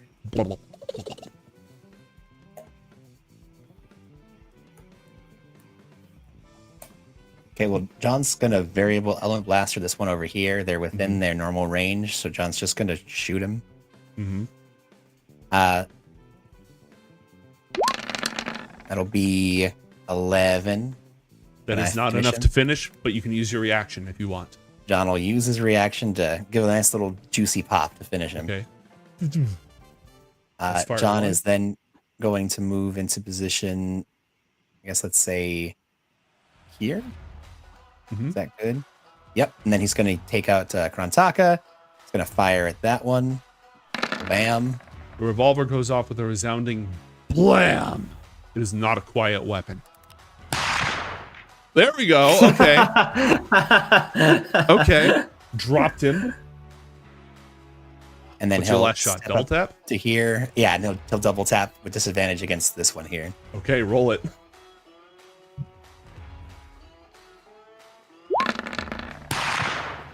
Ooh. Natural 1. Yeah, no thank you. I have a luck die. You burning that luck die? Yeah, I'm burning that luck die. Are you kidding me? Okay, well, that's a hit. The last one drops. Nice. Oof. And so now Blam. we just have this one now. John's going to point for Asena.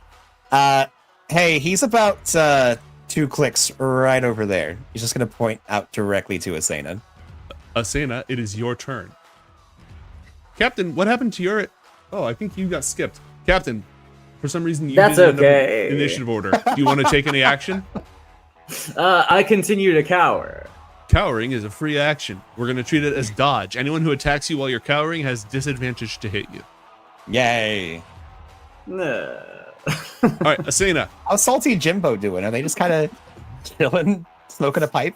This is all- Salty Jimbo, don't get involved. The subtitle. I guess I'm going to need to have a stat block next week. Asena, This you're up. ain't What do in you do? Salty Jimbo's pay grade. Asena's just gonna make a beeline straight, since John said it was and that way. There's no difficult terrain. So the drow's just running, camera in front of him as he's... You know those TikToks that those girls have been doing where like they're running and singing Oh, the song at yeah. the same time and like their face remains in constant? It's that, except with an Asena flying out of the darkness to just beat the crap out of you. Roll your attack. An 11 is a miss. Good You thing wanna I have money. Yeah, money. 200 gold for a reroll. Okay. Well, my the God. next reroll will cost 400 on the same roll. Fine. Well, Oh my the next God. reroll will cost 800. Wait, you have an extra attack. There's only one guy. And you have luck. I know. It's I'm just just gonna. I was like, I won't slot pay machine, the 800. slot machine, I'll just slot do machine. another attack. okay. Roll your second attack. A 17 does hit for 7 points of damage. It's not enough to drop the drow, but they are now at half health. No way. That's the luckiest draw I've ever seen. Are they though? Well, I mean, the last time Asena killed an entire group of them, and now this one survives, clinging You to have your life. bonus action, Asena. Yeah. I'm not killing this one. Okay, you're fighting to Ooh. subdue. Ooh. Yeah. Yes. Yeah. An 18. And what's the drop here? Because again, down but not dead. Well, I'm hoping to hit him so hard he doesn't really remember what happened. Okay. Amnesia. Back of the head. Goes flying forward, hits the ground, Yeah. and the battle is over.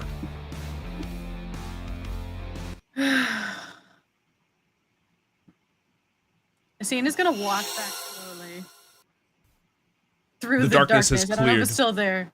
Oh, okay. Do you want it to last until you walk through it? Yeah. Okay. It's flickering out as its spellcaster is knocked unconscious, but it lasts long enough for you to walk through it dramatically. That's You cool. just see her coming out. Glebnor leans up against... Actually, Glebnor just assumes their natural form, which is instead of like having appendages, not having appendages, and literally collapses with slight exhaustion. Warp. Glebnor, there's A lot no of time to help. rest. Understood, sir. What were you saying, Asena? He did more than you did, Captain.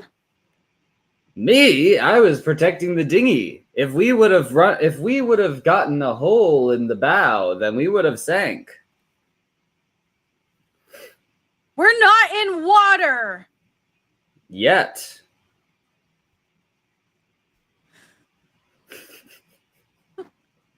John looks at Asena and does this. Asena's just gonna like yell. Like out of frustration. Just- What's her deal? You know, Women. she's not used to being on the other side of this equation. Well, is everyone okay? What equation, John?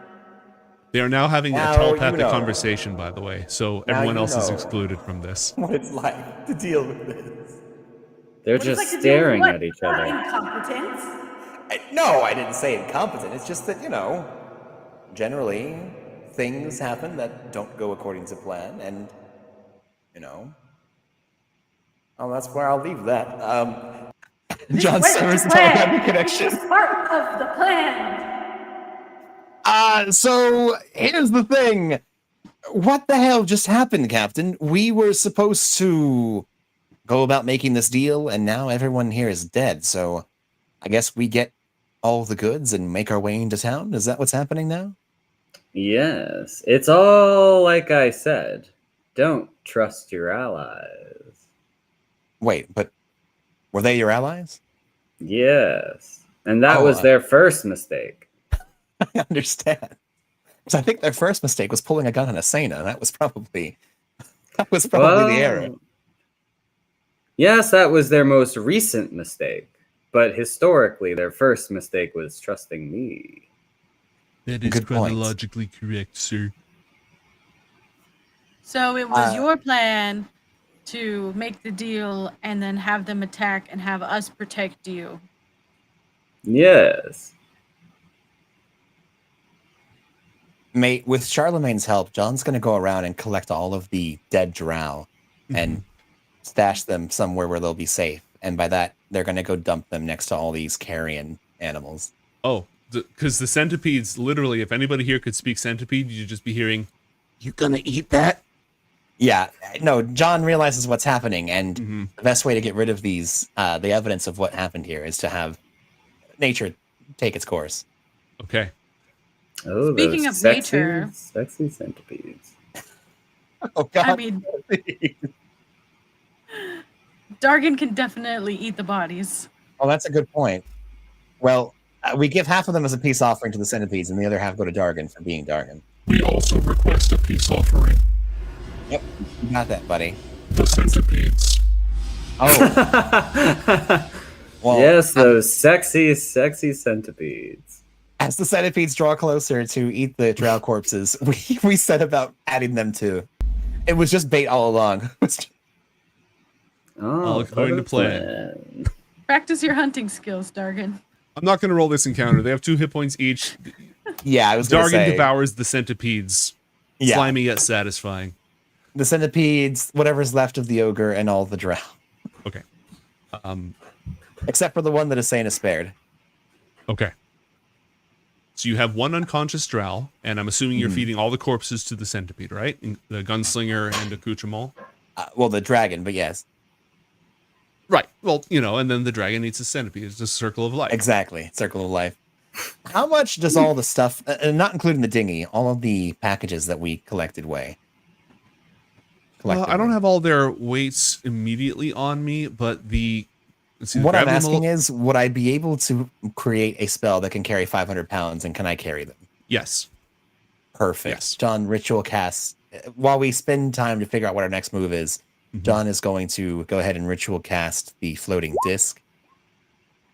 And then until someone has a better plan, he's just going to kind of continually cast silent image to make it look like they're carrying, I don't know.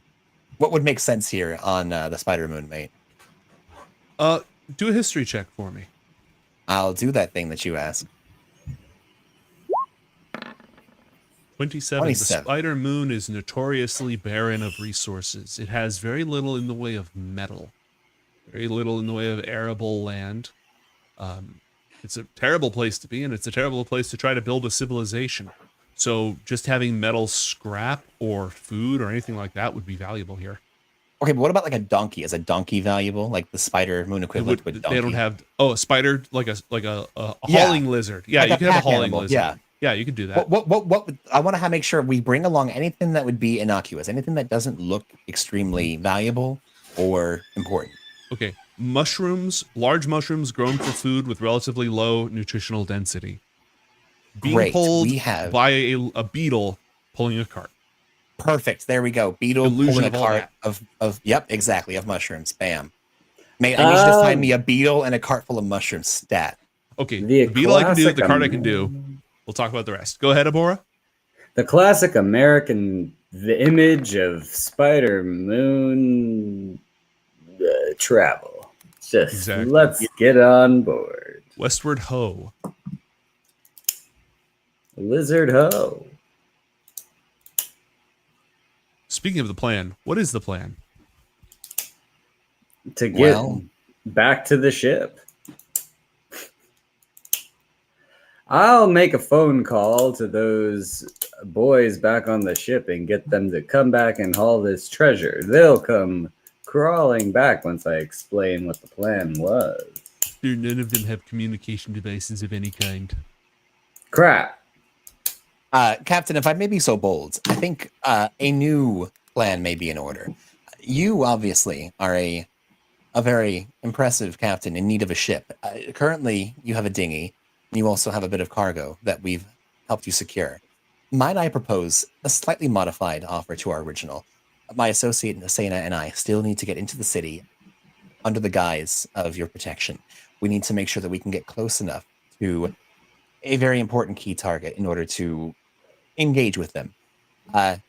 My plan to extricate us from the situation would be to use magical means to teleport us back to Perianth. There, I'm certain that by going to the king and explaining how useful you were in this endeavor, despite the fact that your crew had mutinied you, dare I say, you pushed forward during these most rigorous and difficult times, showing the content of your character, and you, your plasmid friend, and our salty Jimbo over there would be rewarded handsomely for your loyalty, possibly getting a new ship.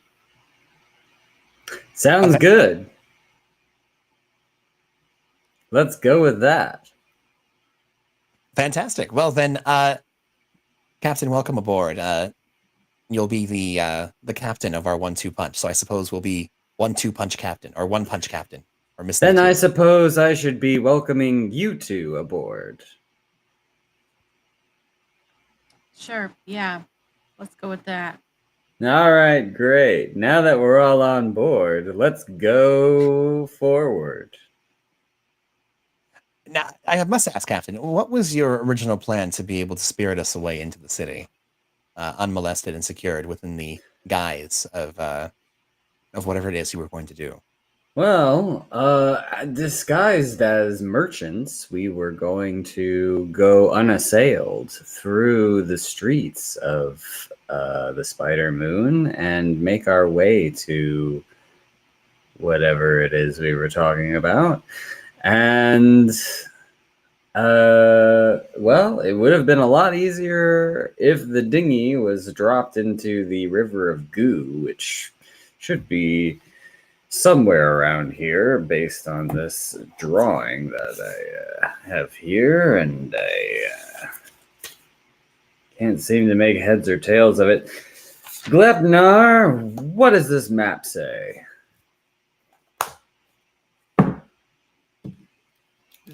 Sir, this appears to be a drawing of Salty Jimbo making out with me. Well, that's for you. That's Thank your you. cut. Oh. very I've good, been sir. seeing Thank the way you. that you've been making eyes at Salty Jimbo, and I knew there was a thing going on there, and you have my full support. Even though I don't totally appreciate that lifestyle, but whatever floats your boat. Thank you, sir. Expletive deleted. All right, so what we can do here is using the map and using survival skills. If you want, you could try to find the river and then navigate through underground tunnels to actually reach Zogatha by the gelatinous waterways of the underground. Or you could try to go over land and still underground, but not on the boat. Which method would you prefer as a team? Well, you've got this floating metal thingy. How long does that last? Well, the spell that John has created is going to last for 1 hour, but as long as he's able to take 10 minutes to cast it, he can keep that going indefinitely. And the enchantment, same thing. As long as he keeps every 10 minutes reading up the casting, it keeps looking like a beetle carrying a bunch of mushrooms. So our Well- cargo will be safely disguised for quite a while. I think it'd be easier on you if we just haul this dinghy to the river and take that in. I'd be comfortable with that. What do you say, Asena? Should we drag this dinghy full of stuff to the river of goo? Sure, that won't catch anyone's attention at all. All right, everyone get behind the dinghy and push. I'll lead. Could I Asena's get- gonna tap the dinghy and it's gonna move. Roll an athletics check, Asena.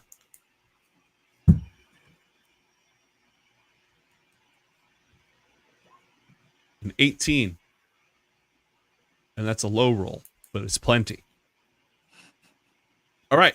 And could I get survival checks from anybody here who can do any kind of navigation?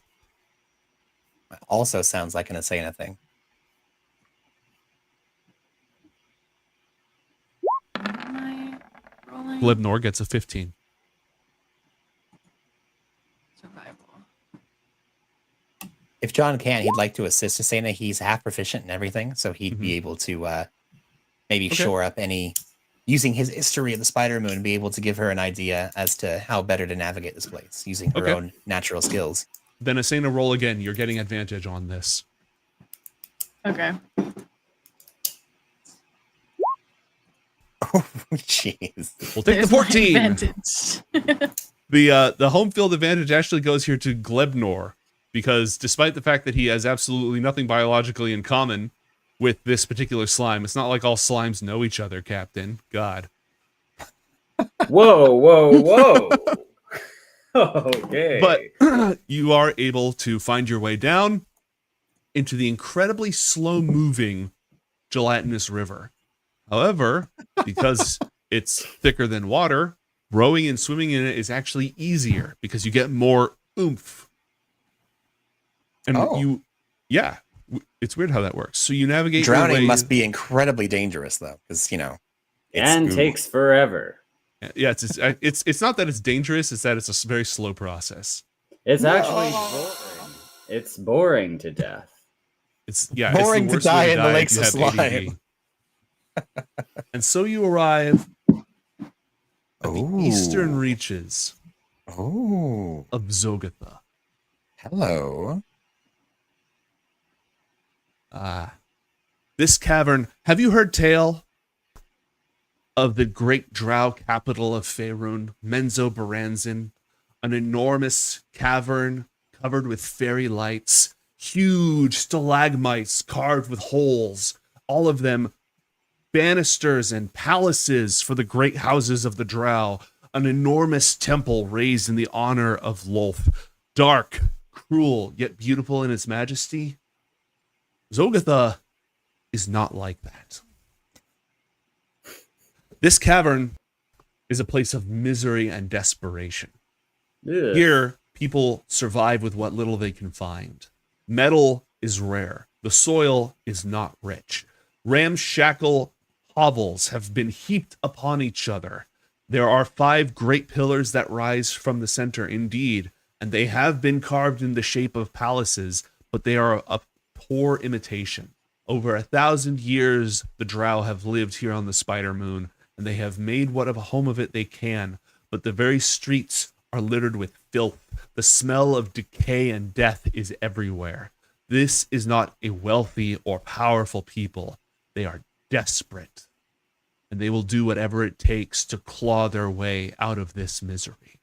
In fact, where you arrive isn't even really in the city. It's on the outskirts. There are fungal farms all over the place as you make your way through, and they are tended by creatures neither drow nor spider, but perhaps something in between. And no, I'm not talking about driders. Let me see if I can get you a picture of these things. Sprout. I was going to say, are they Growl. chickens? Yes, Oh god. Yes. John's aware of spindly chickens. creatures.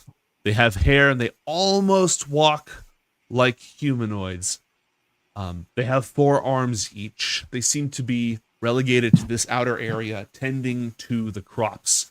And as you make your way through, the closer you get to the city, the more you notice that the gelatinous, slimy river is partially mixed with water. And so it's this watery sludge at this point flowing forth. Could I get nature checks from everybody in the room? Yes, and mate, question: would it make more sense for those of us who do not appear of elven or specifically dark elf heritage to maybe look a little different while we're here? Yes. I got a 0. I got a Do you want to do 24. anything with that? Should I? Do you you still use have a your luck luck die? yet? It expires at the end of the session. Sure, I can use it. All right, go ahead and re-roll that.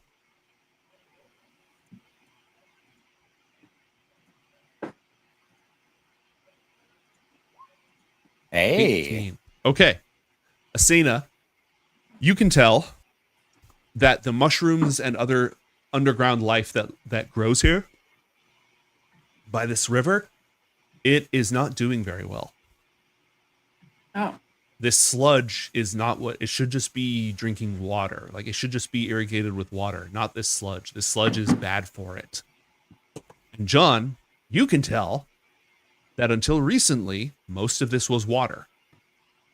It's oh, only recently been mixed or corrupted by the gelatinous river, which is probably. can John Go take ahead. a sample of this weird gelatinous slime Mhm. ooze stuff? Yeah, absolutely. Yeah, he'll take some for later investigation.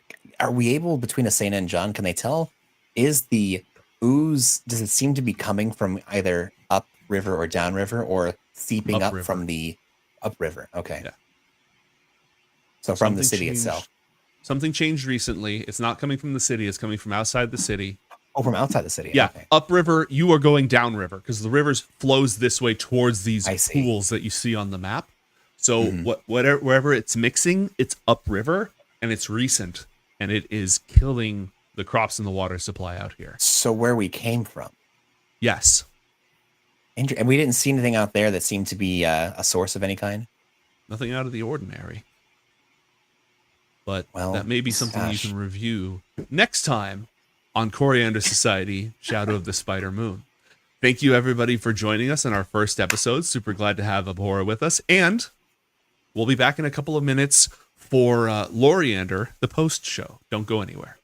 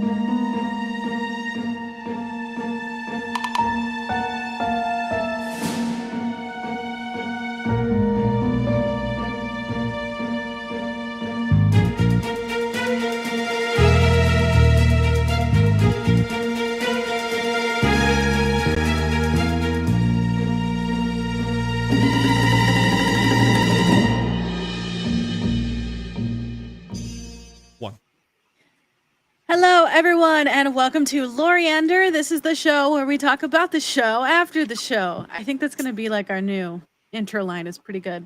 Headcanon accepted. Um, I'm here for it. yeah, we had a really great show today. Let's jump right in. I want to have a moment for Abhorra to introduce themselves, tell us where we can find you, all that jazz, and also welcome you to Coriander. Welcome. Well, thanks, Pods. It's been really fun to join you all here, and you can find me on most social medias under Abhorra_rules. It's a little different for TikTok because somebody already took the regular spelling of it, so it's Abhorra_RULZ, which I think is way cooler and Absolutely rad. less giving a fuck. Like, try to find and follow me. I don't care. I don't need your follow. You don't need matching usernames. Like, people will find you. I don't need the follower count. I don't. In fact, I could use to hemorrhage a few thousand. So under no circumstances, track down and follow Abhorra. A lot of pressure to come up with content regularly. The more followers you get, the harder it is. Sometimes I think of just going private and entertaining myself with my shenanigans. I think about that all the time. But we're very thankful that you entertained us today with your shenanigans. Well, thank you. Can you tell us a little bit more of like coming up with the character and what that was like? Well, usually when I tackle these campaigns, I try to be as in the way as possible without without becoming so burdensome that I'm asked not to come back. So that's kind of the line that I straddle. So trying to be, the fun chaos factor in many different ways. That was really fun for me because normally Asena is the chaos monster. So it was really fun to see Asena in like a setting where she's like, what is happening? Why is this out of control? There's someone more chaotic than me. Well, I'm glad I could take the burden of that because it is a lot to try to throw a wrench in the gears every week. It definitely is. Is that a cat? Yes, this is my elderly cat little brother who is just throwing a fit. Gosh. Hi. His job is to walk around into every room and scream. He takes He's outstanding in his field. He takes it very serious. This cat is a paid actor. He's a pain, all right. A paid actor. Paid actor. Yes.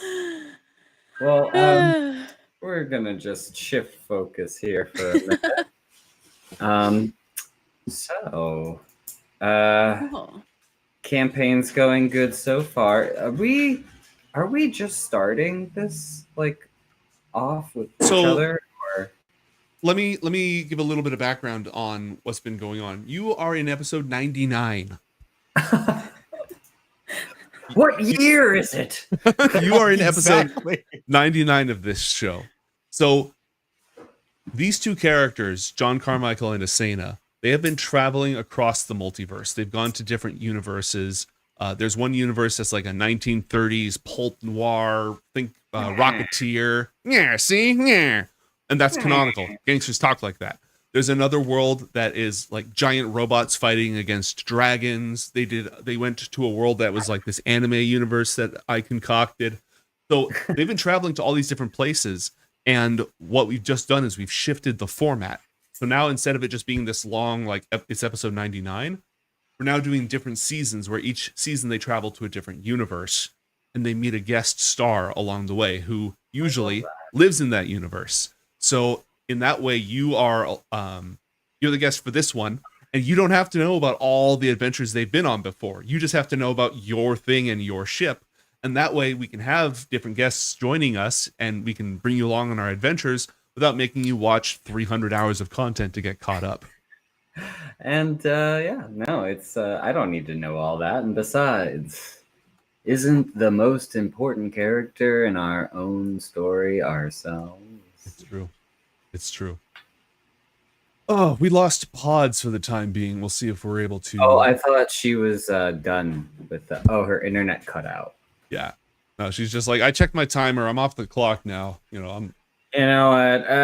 Yeah, I said my piece, and I don't need this actually. I never So- did this. Until she comes back, Matt, I'm putting you in charge because you put a whole bunch of Yeah. stuff on the. So take it away. Exactly. So moving along, we have a few different character spotlights that occurred during our show. I think, looking at the elephant in the room, Captain Flig and Glebnor, come on, these were some pretty interesting characters. I mean, out the gate, they were absolutely delightful. There was a scene that came up rather quickly where during the course of our first fight, it came out that Captain Flig had been planning to betray the party, but not really planning to betray the party. It was more so a flight Planning's a of fancy strong where word. it felt as though, at least from my perspective, that you had this big elaborate plan that you were just like pulling the trigger on, and then we pretty quickly found out that to me it felt like you had been saying these fun things, like a lot of these one-liners where, oh yes, the enemy of my enemy was my friend, and things like that, and you were kind of using that as the fulcrum of making the story go forward. Did you have a plan going into that, or were you just reacting, and like you said, with the insertion of chaos, whatever seemed like the most fun at the time, that's what you pulled the trigger on? Well, I took an improv class once, and I didn't Just pay once? I didn't pay very much attention, but I did get the gist that you're supposed to just take something and say something, and then an interjection, and then something, and then you roll with it. You yes and I was just kind of looking around the room, trying to read the room, and robbery just seemed like what everyone wanted. You definitely put the privates into privateer this episode. Aside from being extremely flamboyant in the way that you were bringing not necessarily sexually charged situations, but you made a point of instead of like trying to persuade people, you were talking about seducing people instead of killing them with kindness. Yeah. Captain Fig and Glebnor, it seemed like you were drawing inspiration for how you and our illustrious DM were playing those characters. Even Salty Jimbo, who kind of became a standout character, initially just someone that got thrown on the table to take some temporary hit points. It seemed as though right before our very eyes, these characters came to be doing a callback to some very memorable personas we may have seen in popular media over the last 2 decades. Is that something that you would kind of plan from the start, or did it just kind of develop as the game was going? It kind of developed very on the fly when we were planning this jump in. I just kind of usually go with the first idea that pops into my head, and space usually kind of I really don't have a lot of frame of references for that, so I did pull a little completely off of Futurama for the captain character. We pretty much just both decided to rip those characters and sort of plug our own little spin on it, but it's helpful to like always have such a colorful model to think of when you are reacting to these situations. So it was helpful to sort of keep things moving quickly. Absolutely. I think it's really important, depending on if you are just coming up with a character from scratch or you've already had an idea for a character that you want to be able to flesh out, being able to draw from popular media, taking something, and really, I think in your case, not ripping from, but doing a nice homage to this character that is already probably so ingrained in most of geekdom's minds. At one point, you said that you were kind of just going with whatever popped into your head. Speaking of what popped into people's heads, Asena, you had a pretty memorable moment during the course of our game where you literally popped something through someone's head at the very beginning of combat. What a transition! At the very beginning of our second That's combat after the next break. Thank you very much. That was brilliant. You were attacked, but you perceived that this character, one of the Drow gunmen that had been accosting us during the course of this negotiation, was going to draw their pistol on you. You rolled a natural 1 on your perception check, and with much debate between what your options were, both out of character and in character, you decided the best course of action was going to be to draw on them before they drew on us, kind of channeling what Captain Flig has been kind of hearkening back to this entire time. Dazzle them with brilliance and counterattack preemptively. You not only rolled a natural 1 in your perception, but followed up with a natural 20 on your check to throw this poisonous bullet back at them, killing them instantly. How did that feel? That was incredible. That's probably the most badass play I've ever seen. Asena's pretty good at badass plays. That's the thing.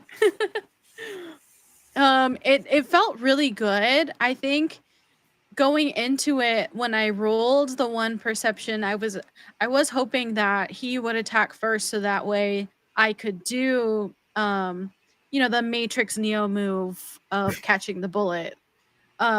Because we've only done it a couple times. And I think I've tried it a couple times and it's failed too. So to have that go from a 1 to a 20 is just so crazy to me. We need is there a name for that? For rolling a 1 and then critting after? Because there should be a name for those types of moments. Failing upwards. Yeah, failing forward, exactly. Critically failing upwards. Yeah. So I think we can workshop an incredible name for that. Yes. It's called pulling an Asena. So one thing that's going to be a consequence of the new format that we have is that we're going to be reintroducing these characters every season, probably. Because every single time it's new people, new worlds. They don't know. Again, we're not assuming that they've watched the entire backlog, because I'm not going to ask people to do that, except for you, chat. You should. But it's important. There's going to be a different character defining introduction moment in every single season. And that clearly was Asena's. It's right out the gate. It's going to be interesting to see the perspectives that different people in different worlds and different characters have on our heroes as you travel around. Yeah, I think Asena's normally very fun, loving, a bit kinder. And now I am a bit worried, not only you, Abora, but Captain Flig's perception of Asena is just this really hardcore sort of serious person, which is what she's not normally. No, it's what I got from that, and I was kind of worried that Flig was worried that that Asena didn't like him. And for having such a big ego, that kind of fucks with him a little bit. So it'll be interesting to see this chemistry play out. Yeah. Hopefully we get a chance to touch on that and maybe show Asena's softer side, because she hasn't been like this in quite a while. And it's a question to Joe. So after throwing back the missile, she kind of killed 4 guys. And I know she believes that they were going to shoot us and stuff, but she also made an oath to not kill people if she could only harm people. So are you just gonna ignore that and maybe never have Auriel ever find out? That's what I would like. I was really surprised at that decision myself, I will say. Because you've been really good about not just offing people lately. I know. And then right out the gate, when Joe's like, hey, are you going to kill them or subdue them? Kind of assuming, yeah, she'll subdue. You're like, I kill them. I was like, here, I'm going to dangle one violence in front of you, one understandable, like, explainable violence. And then, that'll be enough and you'll be fine. But no, that is not what happened. In Asena's defense, I kind of feel like it was less of a, I'm trying to kill them and more like, oh, wow, you're really weak. I just punched you once and you died. Okay, all I know is that I asked Pods if phasers were set to stun and kill, and she said kill. All right, so interpret that how you want, but that's what I'm getting out of the situation. Well, I think that like the tension was building throughout the entire episode of, what's going on. We're being tricked. Like in her head, I'm sure she's justified because she thinks that everyone's out to get her when the situation probably wasn't as serious as she thought it was. Don't forget, because we kind of just scaled over this, we might need to do a retcon or a flashback next episode. You took a prisoner. And I think that slipped my mind at the end. You guys have a prisoner. Oh, did we keep him, or did we just? We've got a prisoner, and we also need to get our disguises in order. So I wanted to end with the revelation of the city of Zogatha. There's some great Hive of Scum and Villainy text that I want to throw down. I wanted to end there, but I am very cool with backtracking next episode to deal with the prisoner, deal with disguises, etc. Having a short flashback, not a problem. Absolutely. Speaking of things that we need to take a look at, we only have a few minutes left, so I wanted to just go over a couple of questions that we have in the little bit of time we have remaining. Asena, or rather, Pods, you had mentioned that you've only gotten to use that ability to throw back at people a few times. Chat was asking, specifically Walking Armory, what is the favorite skill or feature that you've gotten to use so far? Do you think it would be the ability to throw projectiles back at your enemies, or is there something else that you like to fall back on or only get to use so often that you really love to bring to the table when it is applicable? We've seen Asena be able to come back a little bit to what she used to do. So like in the most latest episode, she got to like do the wood melding. She can sort of use her powers of nature to like mend wood back together. So I think that we're kind of like coming back around. Maybe to our roots, as it were. Yeah, I think Mage Slayer is one thing that I don't ever get to do. I got to do that today too. I see you, Abhora, and I like it. Would you? I missed it. What was the question? Would you? We're making wood puns. We're branching off topic. No. We need to leave this alone. I don't even get it. All right, this is not happening. Pods, get us back on the road, please. It goes against the grain. Exactly. Oh, I'm gonna notch that current topic for now. Abhora, same question. What is your favorite skill or feature you've gotten to use so far? Coward. Aside from cowering, I was gonna say aside from cowering. They got it in before you could answer, so that's canon now. Cowardice. I want to speak a little bit to this actually. Aside from being really good at water vessels, Abhora, your character is a fantastic duelist in hand-to-hand combat. You have an enchanted rapier that you can use, and you have a gun in your other hand. So, like, arrow flinning is something that you would be exceptionally good at, and your acrobatics is off the charts. So, you obviously don't have to use those abilities because cowardice is a free action. But if things come to it, just think like an old school pirate movie, and you'll kick ass at it.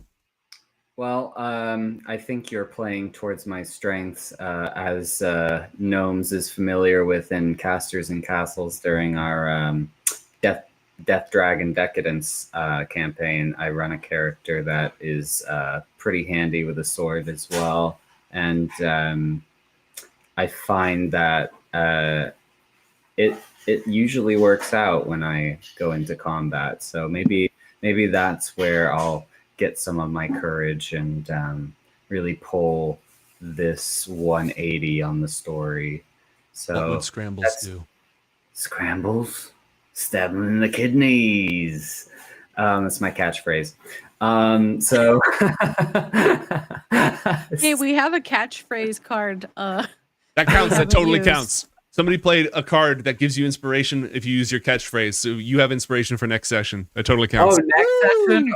or just for this Lori.